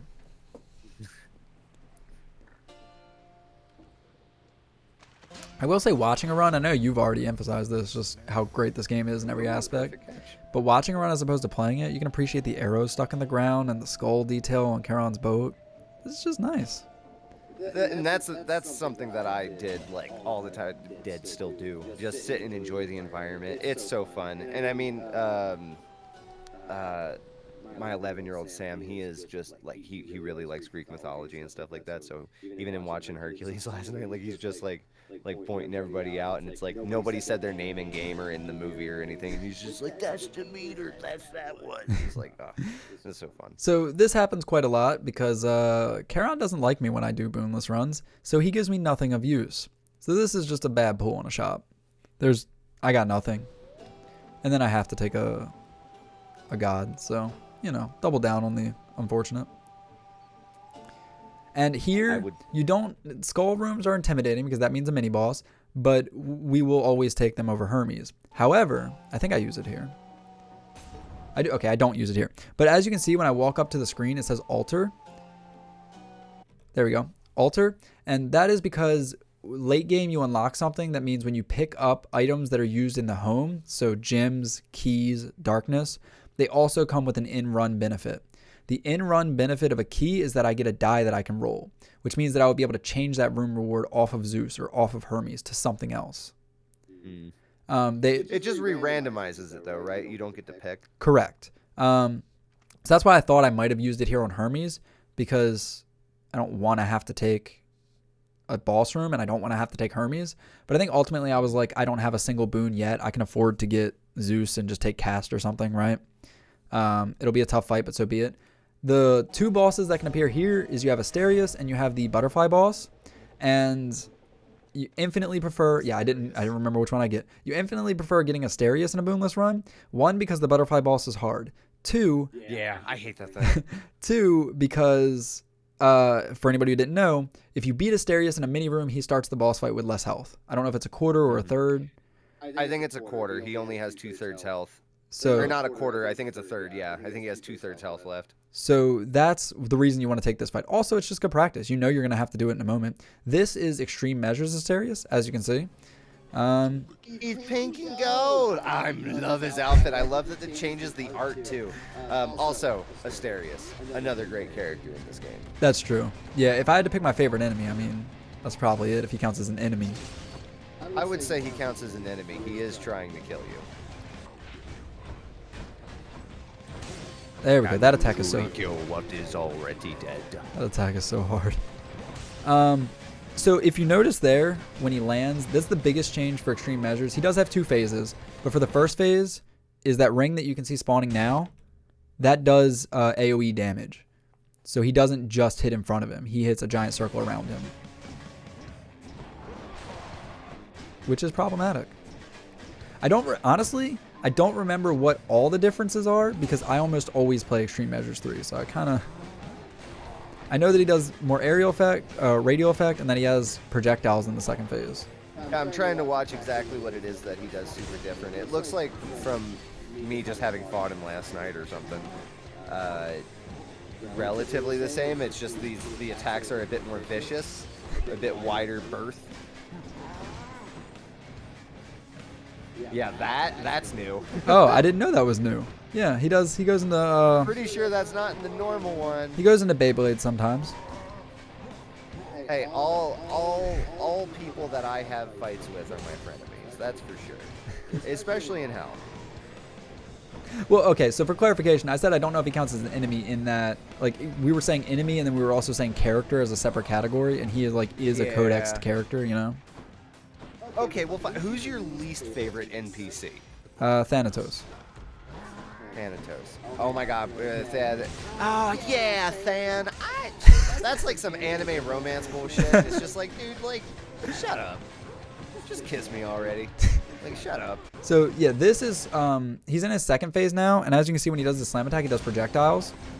2 different ones. He just did ones that split a different way, but then he also does these that split like in that. I don't know what the angle is, but that angle, and then he does ones that do 90-degree angles. But yeah, that is a big threat, and that'll become important later in the Theseus fight with him. Second phase Minotaur is harder than first phase Minotaur, and I specifically save my summon for second phase Minotaur in the boss fight. I used it in this one as well because I had 5, you know, the spare one that I bought. Even if I didn't, I probably would have used it here. Second phase Minotaur is substantially more of a threat than first phase Minotaur to me. No, I absolutely agree. And I'm pretty sure the strategy, I don't know, but my assumption is the strategy is always Asterius first, and then, oh my God, his name. Theseus, yeah. So that's always my strategy. I assume nobody like tries to take out Theseus before Asterius. So that's always my strategy, but it's different for people that are like speedrunners or tight deadline, because Theseus does have less health, so you can kind of just like vaporize him really quick if you have the build for it. Until next time, sir.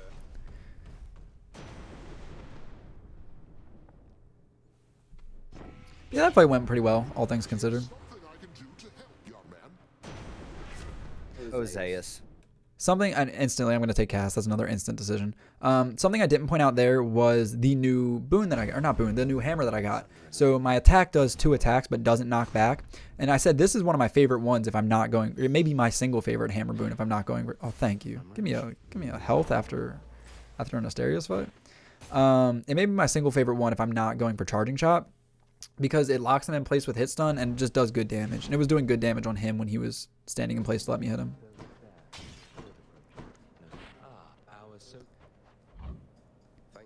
Oh, Patroclus. I like him. I've always appreciated him. I still don't know his end game yet, though. I haven't unlocked his heart. So on this one, you get 2 choices. I don't get the Defiance choice because you don't get Death Defiances when you're doing Mirrorless. I think I'm at full health because I just had the fountain, and I think I still take the health one because the attack benefit just isn't that significant with the shield, right? The attack benefit lasts for a long time, but like I take the health one just if I take any damage in these upcoming rooms before the boss fight, I want to recover that health before the boss fight. So kind of I took the safe passive route, basically.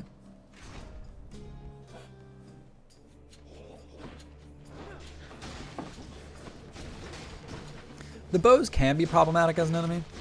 It's pretty situational. Like you see, you got to hit off screen there, which is something you have to constantly be aware of in this game. It's also another case of I got really confident in my attack now because it's so good.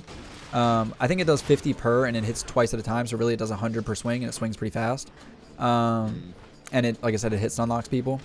So I got a little more gung-ho using my attack. Also a little more gung-ho because I can afford to, because I just got the health reviver thing. Wow, yeah, and you're up to 175 health too. Yep. Didn't even see it happen. As you can see, this whole section here, I throw my shield, it hits those things, the traps that hit the enemies. It just works out very well. The shield just does a lot of work. The projectile, I should say. It hits them, they then walk right into it. It then takes out the ghost while I take out this ghost. And then it bounces off the wall when trying to come back to me.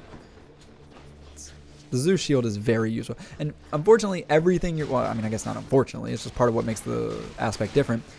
But basically, my entire gameplay this run cannot be replicated with a not Zeus shield. So,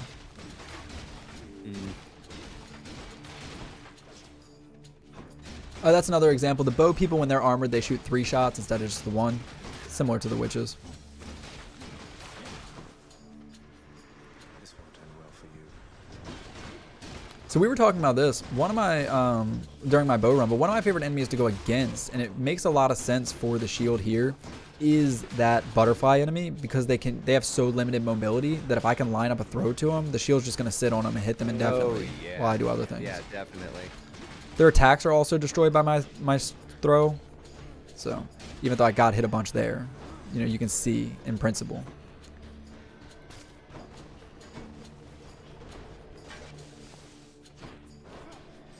Also, I said this earlier, and I really feel the need to take it back just so it's not held against me.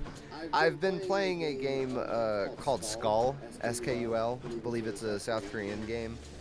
It's another roguelike. It's super fun. Really enjoy it. But it's I think that was the one that I had in mind when I was saying like, oh, it's just kind of like reskinned enemies. These aren't reskinned enemies. I was completely thinking about a different game for some reason when I said that.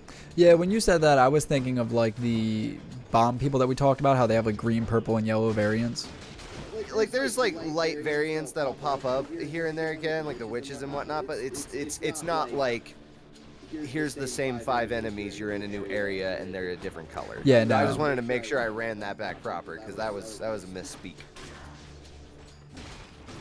Yeah, this room honestly worked out pretty good. Again, I think the biggest I can't remember the word I used earlier. The biggest like threat, that's not the word I used, but the biggest situation I've been put in was with Lerny so far.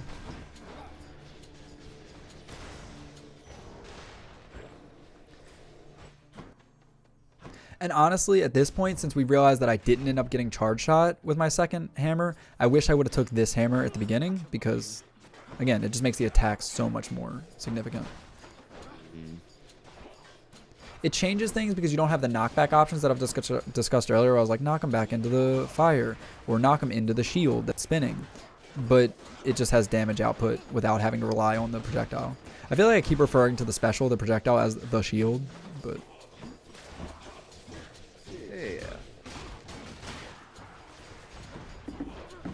Yeah, this time I got 3 swordsmen, which is less than ideal, but you know, we make it work. Yeah. Is that the end of that room? Oh, yeah, for anybody who doesn't know, there is actually, you know, another fun Hades fact. There can be 2 or 3 waves of enemies, depending on, well, I guess RNG, depending on. But you can tell, is more so what I was thinking when I said depending on. You can tell based on how hard the second wave is. It either goes like, you know, first wave and then second wave is even easier. It's like the easiest of the 3 waves and then hard wave at the end. Or it goes first wave and then immediately a harder wave and there's only 2 waves of enemies. Now, mind you, if there's not enough room for all the enemies to spawn on the screen, you can kill an enemy and another enemy spawns. It doesn't implicitly mean another wave. Like, this is the 3rd wave here. This has been a 3 wave. And obviously, this one is implied to be the hardest. We started off with, I think, 3 armored swordsmen. And then we got 2 enemies, I believe. And now we have a bunch. We added butterflies and the people that make things invincible. And then still have multiple armored swordsmen. So this is definitely a 3-wave room. Thankfully, the invincible enemies there, they don't, or didn't, I mean they can, but they didn't move very much there, so they kind of just stayed in place, you know? We were able to just let the, as we've discussed a bunch on this run, we were able to just let the shield do its thing. And this room's kind of a good room to, again, let the shield do its thing, because you just kind of get, I can put the shield on the inside, and then I can go around the outside, similar to,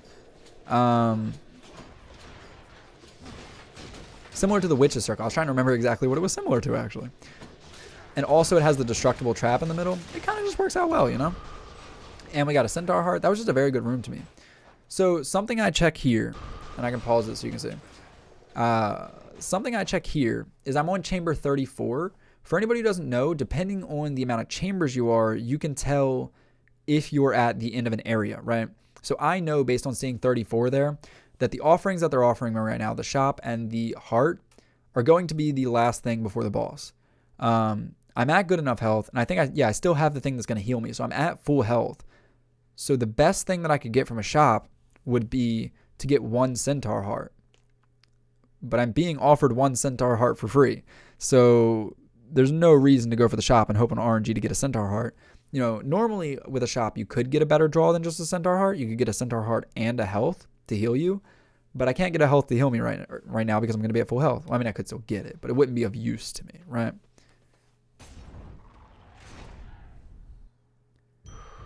And for anybody who's confused as why I'm just talking and we no longer have a guest, Zach had to step aside for a quick second, but he's coming right back. So yeah, this is the Theseus fight, right?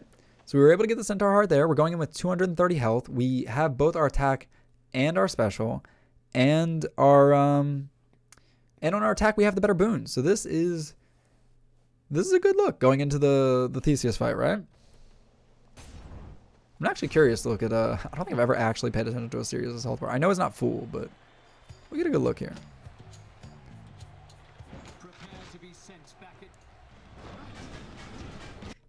It looks like it's about a quarter. I also did get the hits in immediately. Yeah, I think pause there for a second. Wait for Zach to get back for the boss fight.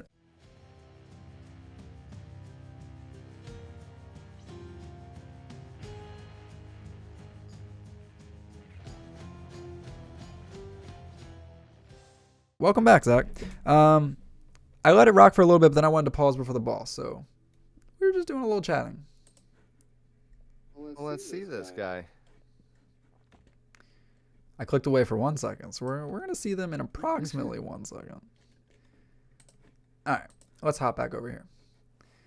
Alrighty, welcome back. I'm going to get into it. So I do think it was actually a quarter health on Asterius just looking at the bar here. I did skip forward and check that out. I did have to call you out live on stream. Oh my god, he's got bullets and a chariot. He does have bullets and a chariot. So I've been of the opinion, potentially controversial, that I think that Extreme Measures 3 is straight up easier than the regular fight. Because Theseus' attacks in this are not a threat. They are so slow and so telegraphed that it's very hard to get hit by them. Touching him does do damage as well if he rams into you, but again, he's not a threat. He does a very predictable routine. That attack he'll occasionally hit me with where he drives by and does shooting, but it only does 10 damage. It's the weakest attack that you can be hit by in this fight. Wait a second now, because there's some updates to the graphics here. Is that a box of people in the arena now and you can't destroy it? Yeah, pretty sure that's been there hilarious. since release, unless you played early release. No, in the regular fights, they're just all columns. All 6 of them are columns that you can knock down. Huh. I mean, it has been a while since I'm almost certain. No, because in my fresh file, they were there. Yeah, I'm pretty sure they've been there. I will say that when you're playing, sometimes you just don't even notice things like that. That's very true. I was talking to another streamer who was playing this for the first time, and they were like, there are people? And I was like, yeah. Just like they're... I take it back. My favorite NPC is the little ghost in this level that you talk to when you win. Yeah, I'm so glad. He's my favorite. I'm so glad you already know about that. So as you can see, the Asterius use here is same thing. As soon as Asterius goes to phase 2. Phase 2 is a troublemaker. Unfortunately, with Asterius and Patroclus, it is 2 hits, and if there are 2 enemies, they will always target 2 different enemies. So I don't get the full 3,000 on the Minotaur. We only get 1,500, and then 1,500 on Theseus, which I don't really care about because Theseus isn't a threat. I know I've repeated multiple times that Theseus isn't a threat, but I also think he's the only one that's hit me in this fight so far. So, you know, it is what it is. Well, for how little it's doing, you know what I mean? Well, I bumped... Rather him than Asterius. Yeah, I was going to say I bumped into him once and he did kind of chunky damage. I think he does like 25 if you run into him. But, yeah, that's my own fault. He's still not a threat. I'm just so bad. I mean, you do have to appreciate that it's like, haha, Zagreus only has 230 health, but they're doing like very weak hits compared to you doing like 200 or 300 damage per attack, and it's taking like minutes to kill them with non-stop attacks. Like, they have extremely high health, but attacks. Yeah, that one little shield spin I just did almost 1,000 on him, and that would kill like 5 Zagreus's. That's hilarious. It's like, yes, you are stronger than me, but you are also much weaker than me.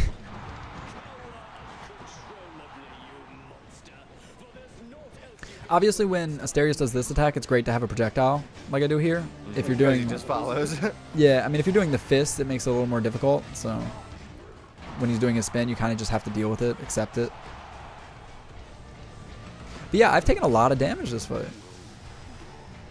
So as somebody who's not super familiar with doing this on 32 heat, let alone doing extreme measures, what do you think of how this looks? Well, I think I need to agree with you about Theseus, because everything from him, like, in the regular ones, he just, like, not when Asterius is still around, like, yeah, he's annoying and whatnot, but, like, I don't know, this doesn't... Yeah. Bring around the rosy, pocket full of Zeus shield. I was hoping I did that on the run that I cleared with.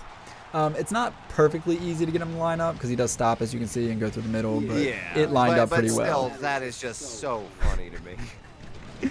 Another interesting thing about extreme measures is that Theseus, he normally stops. He doesn't have a shield. He doesn't have, like, you can't hit me from the front. So you're going to see in a moment that he will, actually. You knock him out of the chariot. Spoilers. Okay. And he calls... Spoilers for 2 seconds from now. Yeah. He calls forth the gods, same that he normally does in the fight. The difference is, in the normal fight, he does that at half health. And in this fight, he calls forth the gods at like a third health. Which is another reason that I prefer fighting this version. Because it's less time that I have to deal with the spear and shield, and more time that I just have to deal with this chariot, which one-on-one, he cannot hit me. I mean, like, let's talk about AI. He's literally shooting in the direction of away from you. Yeah, exactly. So here he's Like at a third health. I find that a little weird. Yeah, he's just going in a set pattern. I've mentioned this before, but like to me, he's functionally a stage hazard. He's not even like an enemy, you know? But now he goes back to traditional mode. I tried to line the shield up like there, so it'll automatically hit him once he does this, so I can just focus on dodging. And you can watch his health bar go down. He doesn't move until it's done. He also doesn't block when he's in that standing up calling the gods mode. You can hit him from the front. Now with the shield, if obviously you can't hit him from the front, but if you throw your shield and he walks a little towards you, well, now he's taking damage. Exactly. So again, just stupid useful. You said that exactly as he was doing it. It's like I was timing up my phrasing to make it work with it, but you know, probably it was just an accident. But yeah, There you go. I took a lot of damage during that fight that I feel like this is I feel like you've told me off stream that I don't have to be so humble about what I've done here, but I took a lot that I feel like was just me playing bad. I was like, man, it was just a lot of mistakes. Like I still stand by that. I think that's very doable, very easy, that challenge with that weapon, with everything that I'm doing. I just got hit a lot by Asterius, by Theseus. No, I mean, that's what happens. I mean, God, is there a no damage version? Is there a no damage run of this game? Is that even like That's feasible? yeah. And I hate to say, like, of course it is. Of course somebody out there has spent their entire life playing this game so that they could just do it and not get hit. Yes, no hit is a thing that people do in this. Everybody's got some. I platinum Horizon Forbidden West. That's cool. I've platinum other games, but like I'm a slow player, and especially like big games like that. It's like I'm not in a rush to beat it. Not that speedrunners are in a rush to beat their game, but I will say that part of what I think caused me difficulty and got me hit in that last fight is the fact that the shield is really good, especially when it can hit stun enemies. But it does take a lot of effort to shoot it and line it up. It's not like there's some games where you get so good at things or build so good that you kind of just sit back and the game plays itself. This is not that, right? I still have to aim it and set it in a certain place. I mean, once the Minotaur was gone, I was fighting Theseus in the chariot before he went into the final mode. That was just kind of like, it wasn't playing itself, but there was no genuine threat, right? As we were mocking his AI, making fun of his AI. But like before that, you do have to very much aim the shield and so forth. So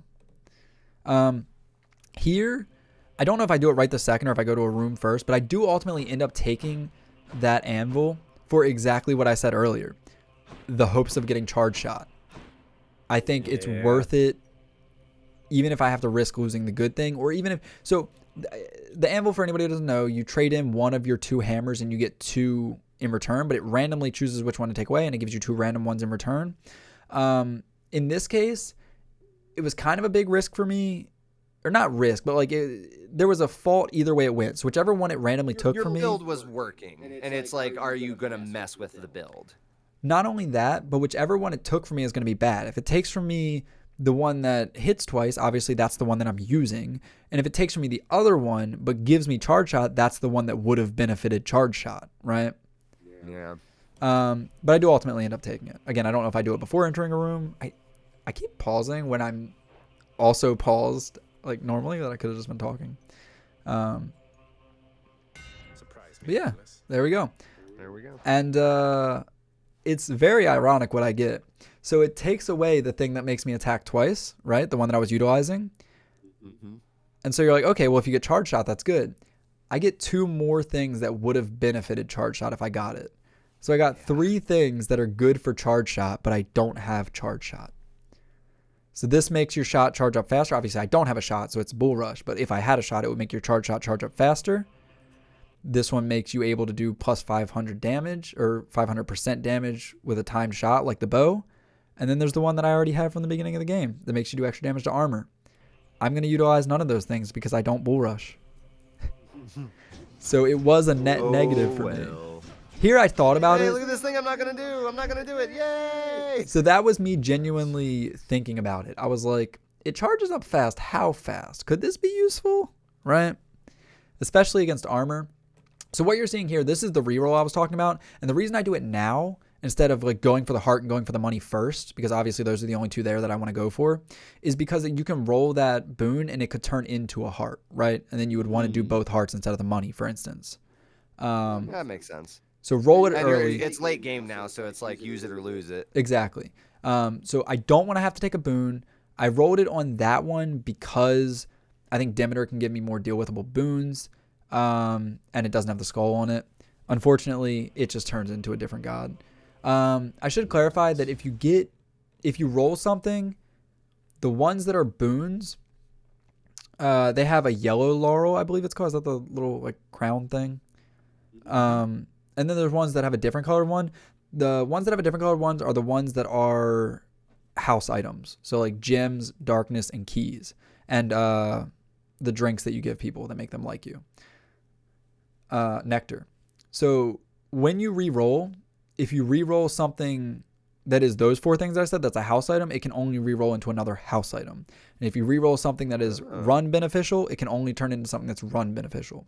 So that thing that I rolled, that boon, couldn't turn into darkness. The only 2 things that it could turn into that would have been good for me are money or health. And it decided to turn into Ares. So that factored my decision making. The decision making for not going for the health first was that the health was a boss room, and you can never get the sack on the first room. For anybody who doesn't know, it's always at least the second room. I actually am using my charge thing a lot right away. Don't know how beneficial it was. I did get hit a lot. But yeah, It can help you get away from things too if you need the extra dash.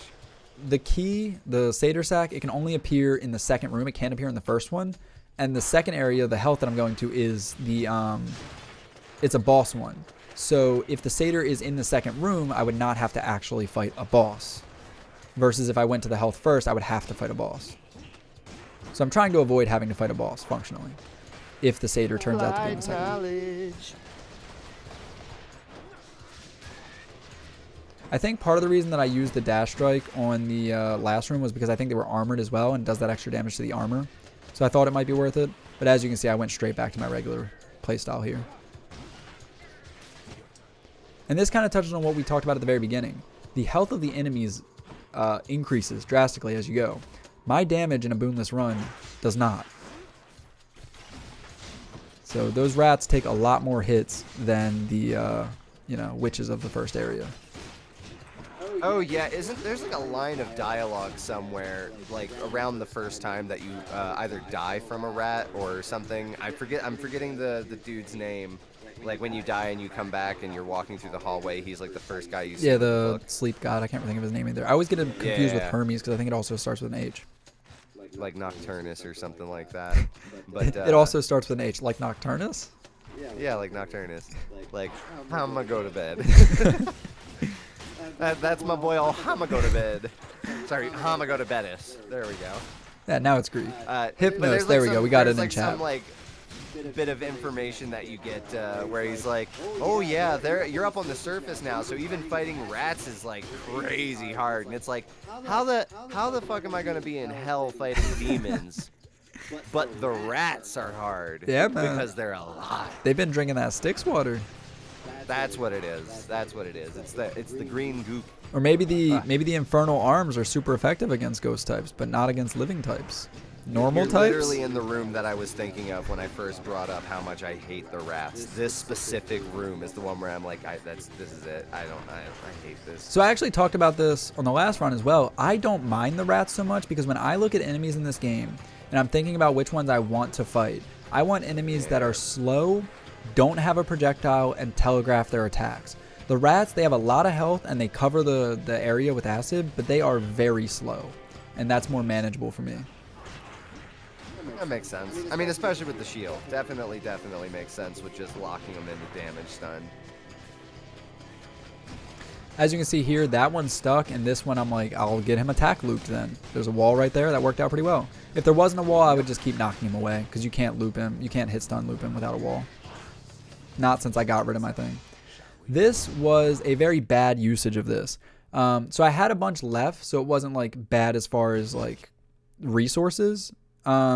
It was bad as far as the damage control. The little blue hearts are still on the enemies, so they won't take damage from the next 2 hits. So I wasted 1,500 damage to get rid of their shields. Their one hit, yeah.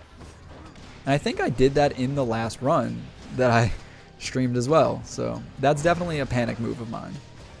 That's what we call mistakes. Although I will say, I'm slightly surprised that you chose to do it. What was your reasoning? Obviously, you want to clear the room, even regardless of talking about the extra hearts and whatnot. But you have full health, pretty close to full health. So what was your reasoning for, feeling like, oh, I got to do this now? So one of the things I talked about when you stepped away for a second was that the enemies come in waves, and they can be 2 waves or 3 waves in any given room. Obviously, the little stick chambers aren't. They're just 1 wave leading up to this final area. But a standard room in this game is 2 or 3 waves. We got to the last wave of this area. And if this run is going to go well for me, obviously, I attempted this more than once, but if the run's going to go well for me, ideally it's going to be a 2 sack, right? Which means that the sack will show up on the second room. And if that's the case, this is the last tough fight I'm going to fight before the boss. It's the final room of the first route. Makes sense. Even if I get a 3 sack, I still have another one that I can afford to use. So the only scenario where it wouldn't have been worth it to use that would be if I got a 4 sack or a 5 sack. And at that point, it's going to be a tough run regardless, right? So that was the thought there. Makes sense. So this is the point where we're hoping to get a Satyr sack. If not, we got to fight a boss. And the boss and Styx on Boonless, Mirrorless are not fun. Yeah, no, I can imagine. Most of what you're doing does not look fun to me. with all of the different problems that you were causing yourself, fun isn't the word I'd use. So I can tell you ahead of time because it's a very easy explanation for this. These Styx mini bosses, they are also affected by middle management, the Pact. And what they do is it makes 2 bosses appear, 2 Styx bosses. So you could have the armored satyr guy who's giant spitting 1,000,000 darts, and also the giant armored rat at the same time. I'm pretty, you know what? For as much as I've played, I don't know that I'll have to see it. Does the rat come into this run? Because I don't know that I've ever fought the rat. The mini boss rat, you mean? Yeah. There's 2. Maybe I have, and I'm just not remembering it. There's 2 mini boss rats. One is gigantic and has even more health and has even more attacks than the regular one, and one is the little rat who's super powered, and he can do a bunch of stuff. Okay, I might have fought the small one then. I may have just not fought the big one. So at this point, with the amount of money that we have, it's an emergency, as you can see in the bottom right. Yes, 911. I'm very good at making jokes. With the amount of money that we have I'm sorry, here, IXII. with the amount of money that we have here, I'm just going to take anything or everything. There's no reason not to, right? There's nothing else. We know there's nothing at the shop for me to spend on. The reason I did, and that was really good draw for me. The reason that I backed out is because I wanted to see the words pop up and say what I got. So the thing that I chose in the middle was get a random item offered from the well. The single best item for me in these runs, or my single favorite item to get, is what's called whatever just popped up a second ago after the word discovered. Centaur Soul, I think it is, which gives you a centaur heart except unlike a centaur heart, it doesn't also give you the 25 health. It just increases your max health by 25 and not your current health. And that's the best item I could ever ask for. It's basically just like getting a centaur heart once I get around to healing myself, right? Yep, just getting that little extra bit. And we know that we're getting a fountain before the final boss. So as long as I don't mess up between now and then, I'm going to get full health plus this 25. So that was a perfect draw. And it's only 81 for basically a centaur heart. $81 instead of 225. So I wanted to pause and see what that was. What if we get to the end of this run and you accidentally pick the wrong file and you die? That'd be pretty funny, right? That'd be a good stream. This is a great stream, guys. Thanks for coming. We'll be back next week. Whoops. Especially because I don't have this memorized. No, what I imagine is that you recorded these and you've just not stopped watching them over and over, analyzed. I know what I'm going to say at 14 minutes and 11 seconds. I know. Oh goodness, I wish. No, like I said, I was under the weather. Which I guess. How much information you know about this and how tactile? No, tactful. How tactful you are with playing it. I presume that is what you do. So that's not. I did watch them back to make sure I didn't make any mistakes as far as using a boon by accident. Yeah.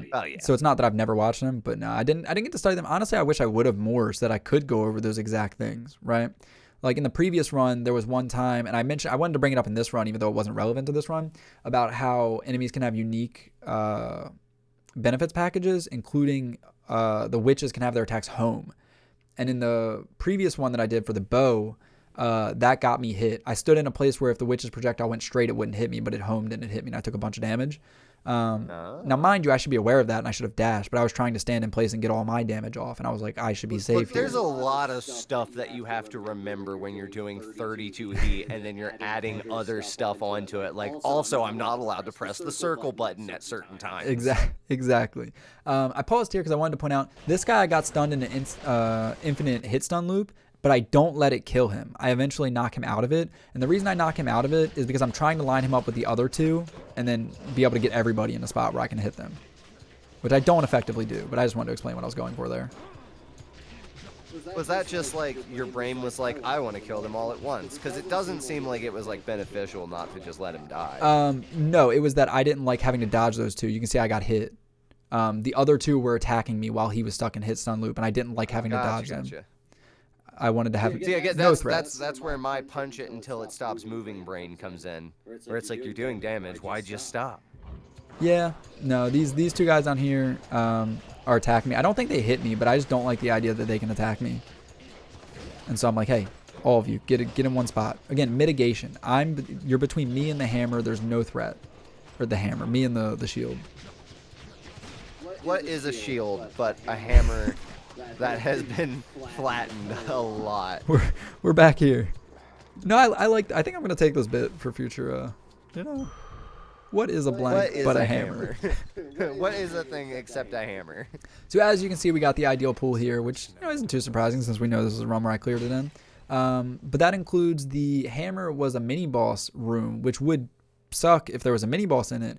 But mini boss rooms do give you enhanced rewards. So the reward is not 25 health, it's 50 health.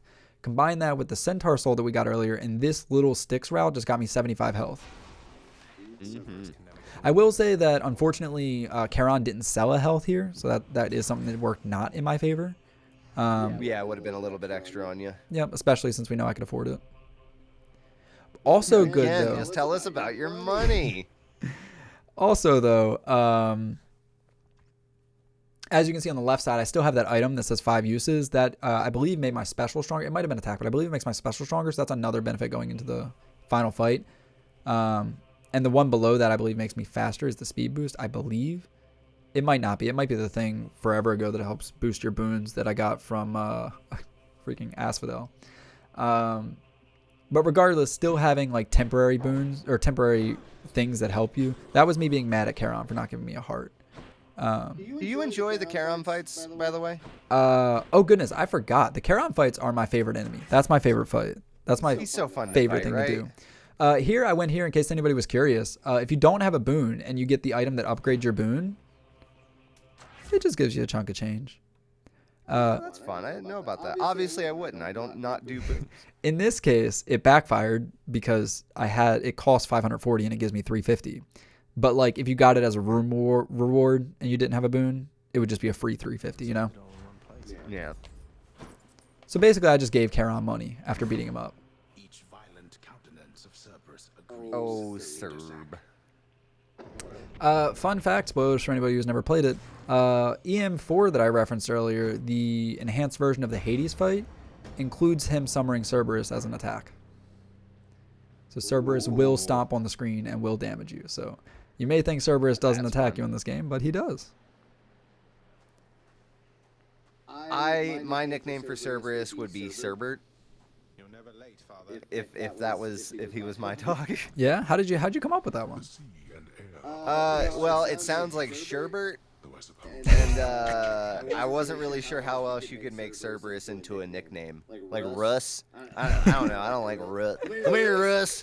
So you were kind of talking about this earlier. You were like, you wonder how long the in-game run would be. We're at the final fight, obviously, but if you look in the top right, you can see the time.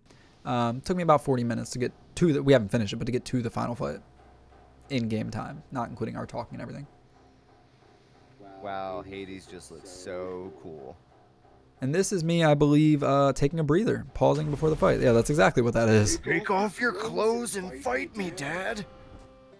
Yeah. Oh, well, again, a word of caution. You do have to hit him 2 extra times. Exactly. I was actually going to say the exact same thing. And that was something I forgot to mention in the Theseus fight. That's another reason that I don't do the summon right at the beginning when they stand there and just let you hit them. It's the reason I don't do the summon on the beginning here.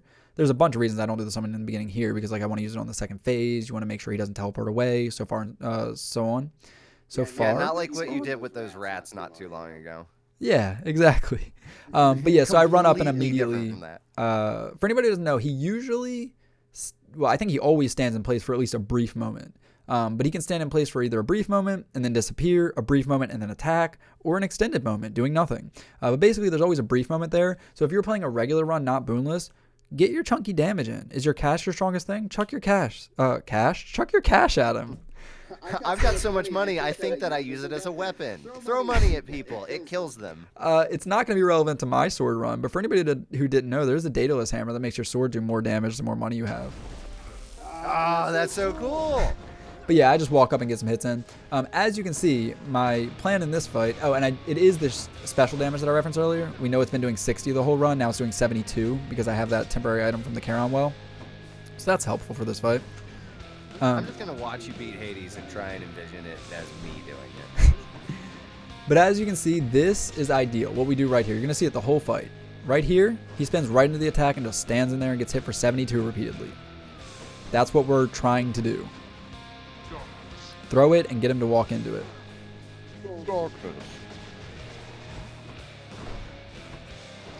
But yeah, in the first phase, the biggest threat of the first phase of Hades is always going to be his summons.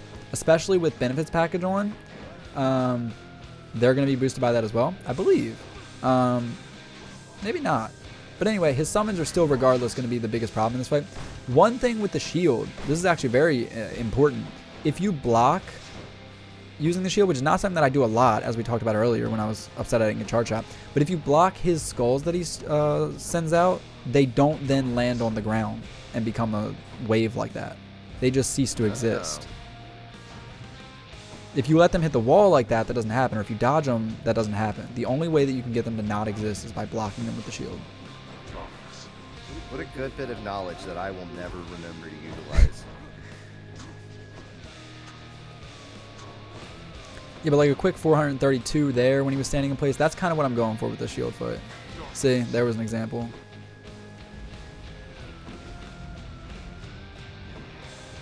If it's not convenient to do like there, it was easier to dodge it, then obviously I'm not relying on that. But it's just something nice to know, like you said.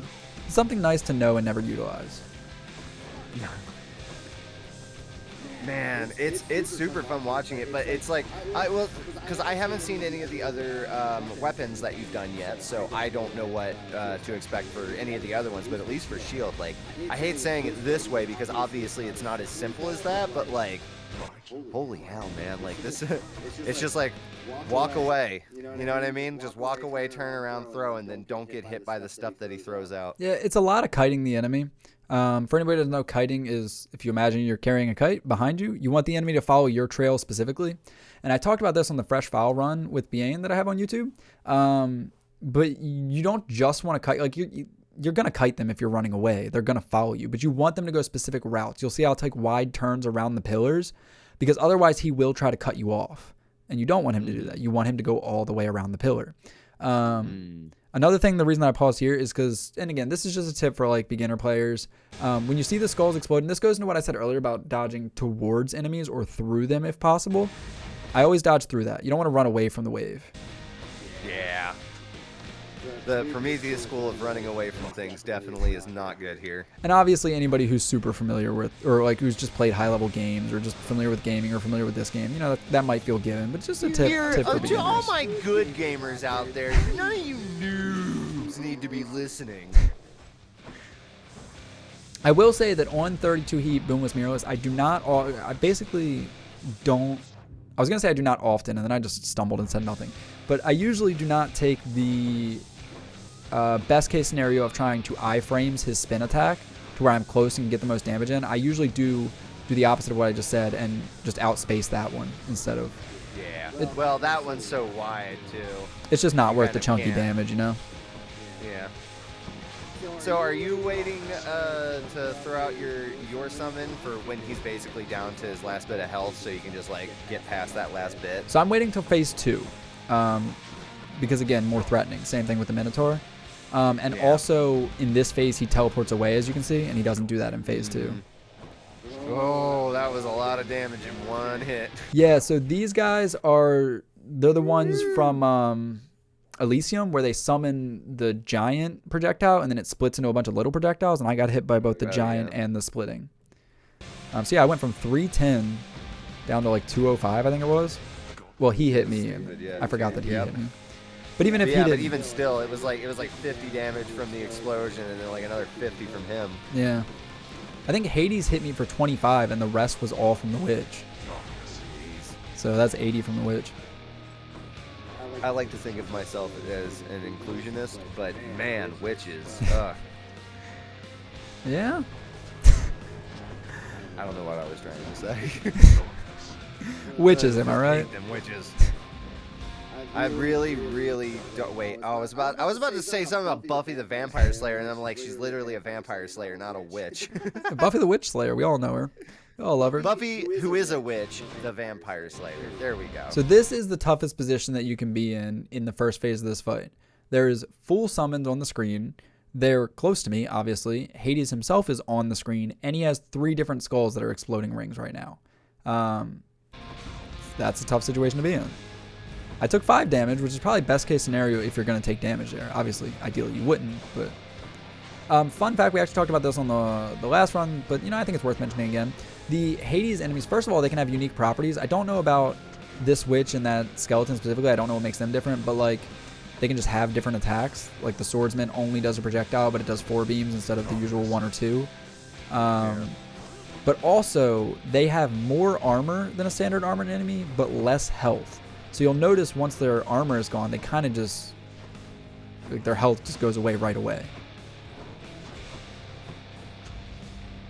But yeah, now we're back to no summons, just him, which it just goes back to the strategy that you kind of touched on before. I'm just kiting him for a while. The locked that appears on the screen at time, what is that about? Is that about that right there? Like you've got the weapon out and you're trying to throw it again, but it hasn't come back? No, it actually doesn't have to do with gameplay at all, but it is fun that you brought it up. First of all, this is an example of what I said, where you'll see the route that I take on this figure 8. I go up high and then go down the middle and then do a wide loop around that pillar to make sure that he goes around the pillar. The lock that you're referring to is that door right there, which is the door you exit when you defeat him. There it is. Thank you. It's like trying to exit a room in the middle of a fight. I love that it's a locked, like, space between 2 pillars. Yeah. It's not a door. Yeah. Yeah, no? This door frame is inaccessible. There's nothing. It's like this door frame is inaccessible. It's like the Demon Souls, Dark Souls fog, except it's like actually physically there and you can't get through it. What a thick fool. So this is another thing that can go Something wrong in cut it his with a fight. butter knife. Hades has a certain set of attacks that he does. Obviously, you've seen me. I just noticed that skull that he threw out has the like crown on. What do we call it? A laurel? Is that correct? It has that on. Yeah. That's so silly. I guess the one over there up top does too. I was looking at the green one in flight. But yeah, so Hades has a certain set of moves that he can do. Obviously, everybody knows the big spin. He can do multiple attacks back to back, like little short stabbing attacks. But then he can also do this. One of his attacks, he summons 2 skulls, like perpendicular to you. He summons one up, one down, and then he dash attacks towards you. And then he also has an attack where he just summons 1 skull. Obviously, everybody's seen that. He just throws a skull. And here, I think he threw a skull, did the 2 skull attack, and then threw another skull. So there's 4 skulls on the screen in addition to dealing with him. And then he threw another one. So there's not 5 because one of them exploded already. But yeah, there was 5 skulls in a They row just keep piling in. instead of doing a physical And, like, attack. this fighting area is not that big. For anybody who didn't know, you can see there that the rings do not go the full length of the arena. Just for anybody who's like doing this fight for the first time or just kind of interested. So you can outspace them.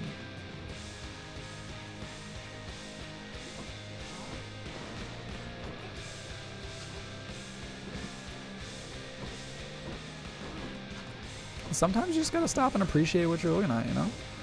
Honestly, I was listening to the music. I've talked about this a bunch, and again, for anybody who doesn't know, guest of the show here, Zach Sticky has a podcast, The Musical Moogle, that I very much recommend, that is all about music in games. I didn't intend to do a plug in the boss fight, but I was going to say that, like, normally when I'm playing, me personally, this is kind of a theme of my stream, I don't notice music in games while I'm playing a game. I notice what I'm doing. I'm playing. But now I get to appreciate it because I'm not actively playing. See, I have to say I'm the opposite, but it's true. Like, there's music in video games is meant to do something, and as someone who writes and records music and all that good junk myself, like it's video game music, and just like a score in a movie, like it's meant to transport you. It's not like, hey, actively focus on the music instead of what you're doing. Yeah. This is literally just the sound of what you're experiencing, right? So No, that's a very good point. the Hades soundtrack is so phenomenal. I don't think it has a very large library of songs, but like, because they did a lot of editing where it's like you pause whatever song is playing, you go to the pause menu, it like cuts out some of the instruments and makes it quieter, or makes it like a slightly more acoustic version or something like that. But they did it's a really, really good. Again, all kudos all around. If it ain't 100 out of 100, it's 99 out of 100. You know what I mean? For the game, the soundtrack, the everything. Yeah, I mean, naturally, I agree with the kudos to Hades, but I do also think you made a very good point about, like, I talk about how I don't notice music in games, me personally, but that doesn't mean the music's not serving its role, right? No, because imagine if you had some soft loop playing over this boss battle. I think you would notice the music. Yeah, the music is doing its job here. It's making things tense. It's making things dramatic. But I just don't... I'm not like, oh, this is good music. Like, I'm not thinking about the quality when I'm playing. I will say that this is just a quick example of what I was referencing earlier when I said that there are specific Hades enemies. This guy that throws bombs, I don't know what his name is, right? Well, Oh yeah, is he a little? He's like one of the bulb dudes, except he's grayed out. he's grayed out, and that makes him a Hades summon version of it, and that version can do all of the other attacks. So he can do the same as the green, the yellow, and the purple. He's been lobbing them. He's been, throwing them fast. Yeah, we. So yeah, that's just another example. Like I said earlier, I gave the swordsman example. This is another example. I feel like he's doing the green ones a lot because I'm far away, and that just makes sense. A pro tip for all you gamers out there. Hades will summon enemies, and if you want to beat Hades, you gotta beat the enemies. And there's the yellow one. As I'm a little closer to him, he lobbed it there. But yeah, no, that actually is a good pro tip. You do want to beat the enemies. Okay, can we talk about For anyone out there who's first time that you've ever played this game, you're gonna start off fighting Hades. Okay, so Probably. You can check out my fresh file. That's what I did, right? immediately teleported. No, but check out this this curve on this one. It looks like it's going very straight. So the green one, obviously this guy. Check out the curves on that guy. Oh goodness, I set that up, didn't I? obviously I said earlier the different colors do different things. The yellow one can lob, the purple one slams in place, and then the green one throws more straight shots. But even the individual enemies have multiple attacks. So the green one can throw a very fast straight one. And shout out to Whitefire who kind of elaborated on this before. But he can also throw a slower one that sort of tracks. You can see this one curves pretty hard at the end to hit me. So basically, long story short, I'm amazing and I didn't deserve to get hit there. Kind of cheated me with that curve. Yeah, where is your Achilles? He's in phase 2, isn't he? He's almost at like under a quarter health. No, so phase 2 is the second health bar. Oh my god, I forgot about second Hades. Yeah, of course. Again, for anybody who's never seen this, who's just kind of checking this out, there is 2 health bars to this fight, which is very dramatic the first time you come across it, because that doesn't happen with a single other enemy, even if they have multiple phases. They're always one health bar. When I played the game for the first time, I was like, he's probably going to have a second health bar, right? And it's just like still surprising. I was going to say, whether you call it or not doesn't make it less dramatic. No, because he like pauses and talks like the first time you do it, I think. To be fair, wow, I am bad at this game.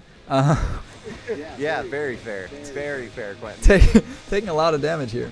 To be fair, something I was going to say is the second phase, obviously it's you know, it's supposed to be harder. It's the second phase. But the second phase is different. It goes, I keep saying this a lot, but it goes with the extreme measures that I referenced in the well, not so much in the middle management, but the benefits package, middle management, whatever, where it makes things different but not necessarily harder. The second phase has things that are good for the player.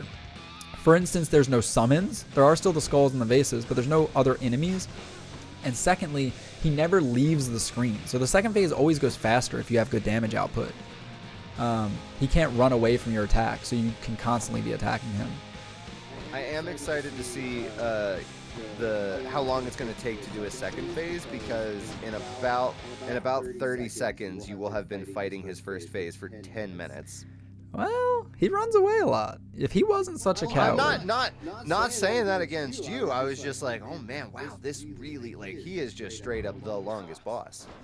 No, but that's one thing that Biane, friend of the channel, has said.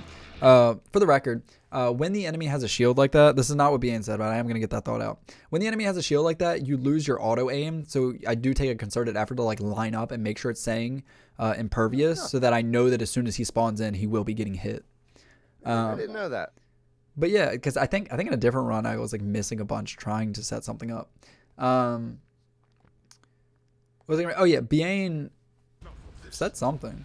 Oh yeah, definitely. Okay, I can remember things. Biane made the point that this challenge, and a lot of challenges that I like to do, but this one in particular, especially this fight, it's almost just an endurance test, right? Yeah. Not only with the whole run that I've done, but like it makes sense for me to be making most mistakes now. Not necessarily just because it's the hardest, but because it's the end. This is like what you've been doing the last 45 minutes for, you know? Yeah, it's the culmination, which is what you're kind of saying there, and then also it's just long. You're liable to make mistakes the more time there is to make a mistake. That's why I love the Soulsborne series stuff, and like I got into Sekiro and then I got stuck on somebody. But my problem is again, punch it until it stops. There's a part of me that it's just like I can't go slow. I can't take my time. So in this moment here, for anybody who's curious or anybody who plans to do something, so I don't know, this is a very specific thing, but anybody who plans to do something similar, I could tell that my shield wasn't locked in place hitting him doing damage because his health bar wasn't going down, so I called the shield back to me to at least get the 2 hits on the way back.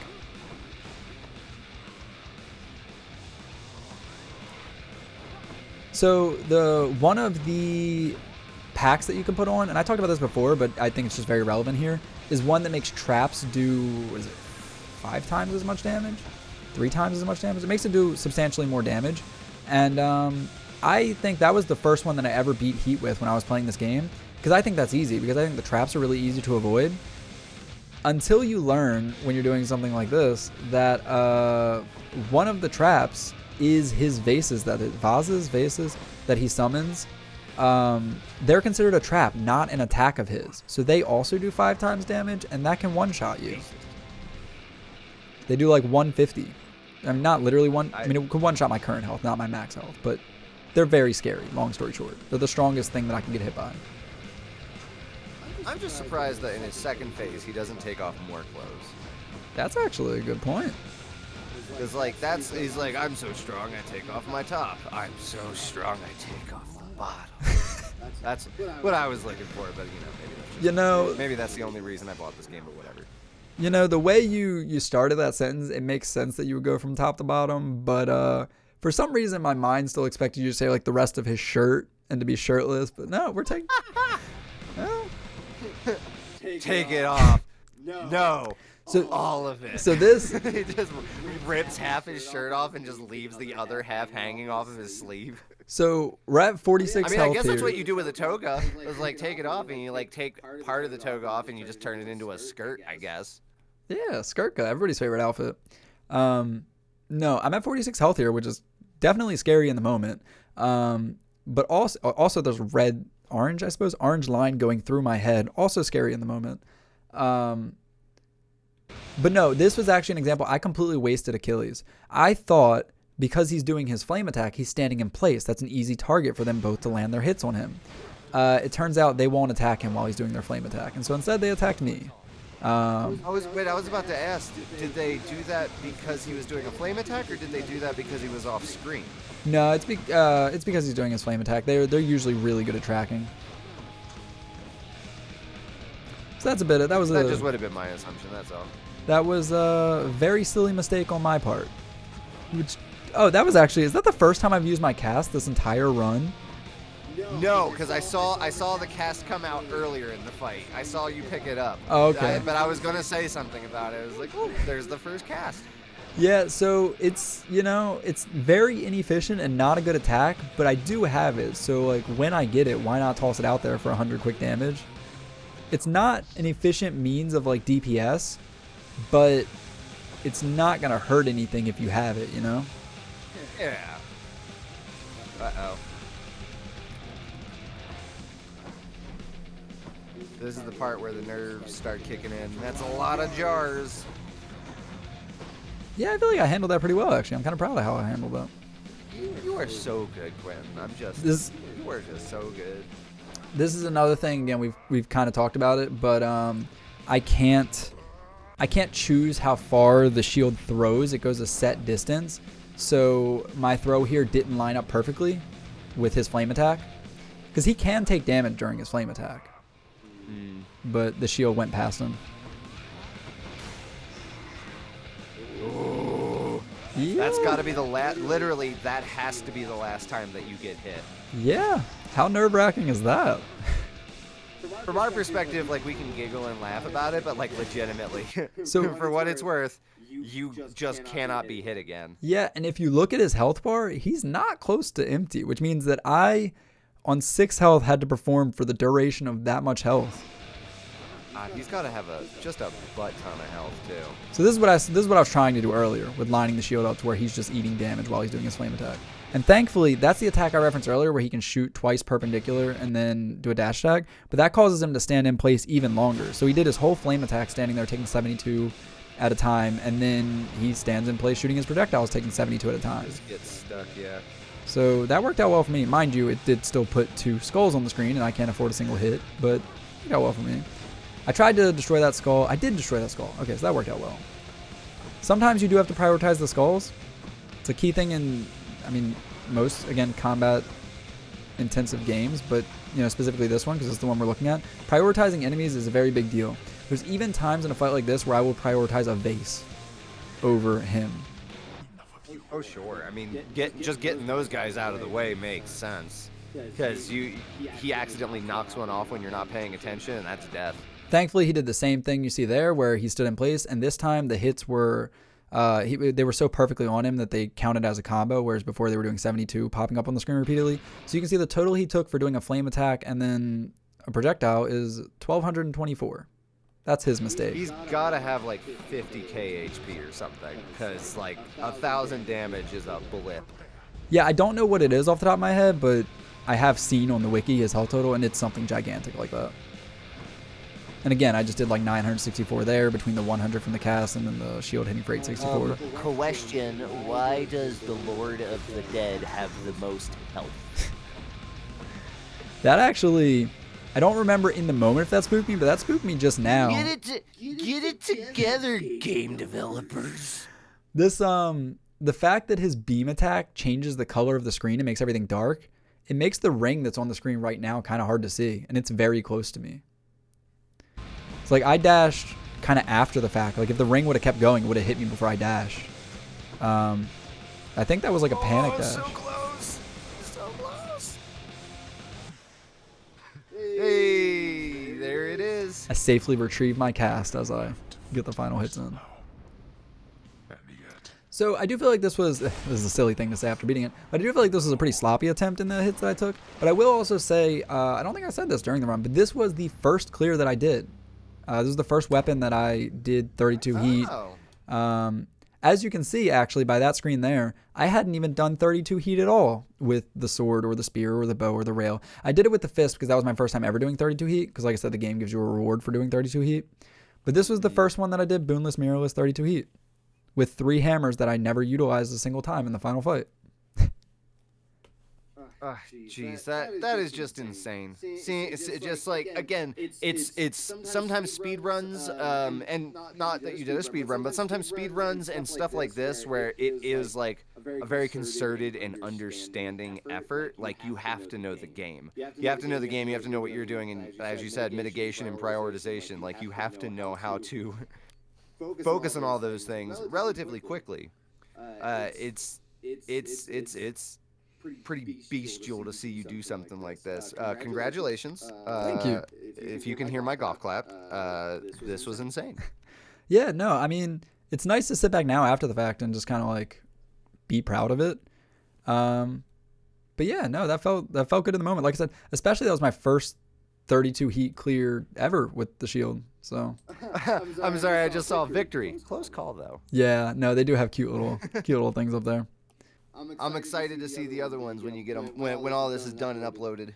Any final thoughts on the run as a whole? I mean, it'll rock out and I'll go through the little locked door before. The lock you saw is now not there. Now it's actually just an open hallway. Now it's the exact same thing, but he's changed his mind about whether he wants to go through it or not. But yeah, any thoughts on everything altogether?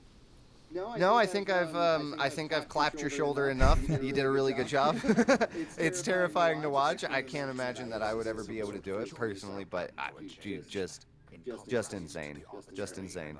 But no, actually, thank you everybody for stopping by. I want to put the Musical Moogle link in chat, but I don't have it handy. I'll shout out my stuff real quick since we're at the end of this. If anybody wants to check me out, my name's Zach. I stream occasionally with my buddy Tony on the Musical Moogle. You can find us on Twitch. If you go to themusicalmoogle.com, that will take you to our website, which has links. The podcast is a video game music podcast where we talk about video game designers and their composers and just all that good stuff, especially obviously the songs. And we get rowdy and stuff and super fun. I guess the only other thing is I just dropped an album, me and my buddies, which actually Biane is a part of. So if you want to hear me and my terrible singing voice, and you want to hear Biane and another buddy of ours, you can go check that out on Spotify, Apple Music, YouTube, all that good junk. It is Odd Planet, and the album is Sunshower. And I mean, thanks, Quentin, for having me on. This has been super fun watching somebody a lot better than me play a game that I really enjoy playing.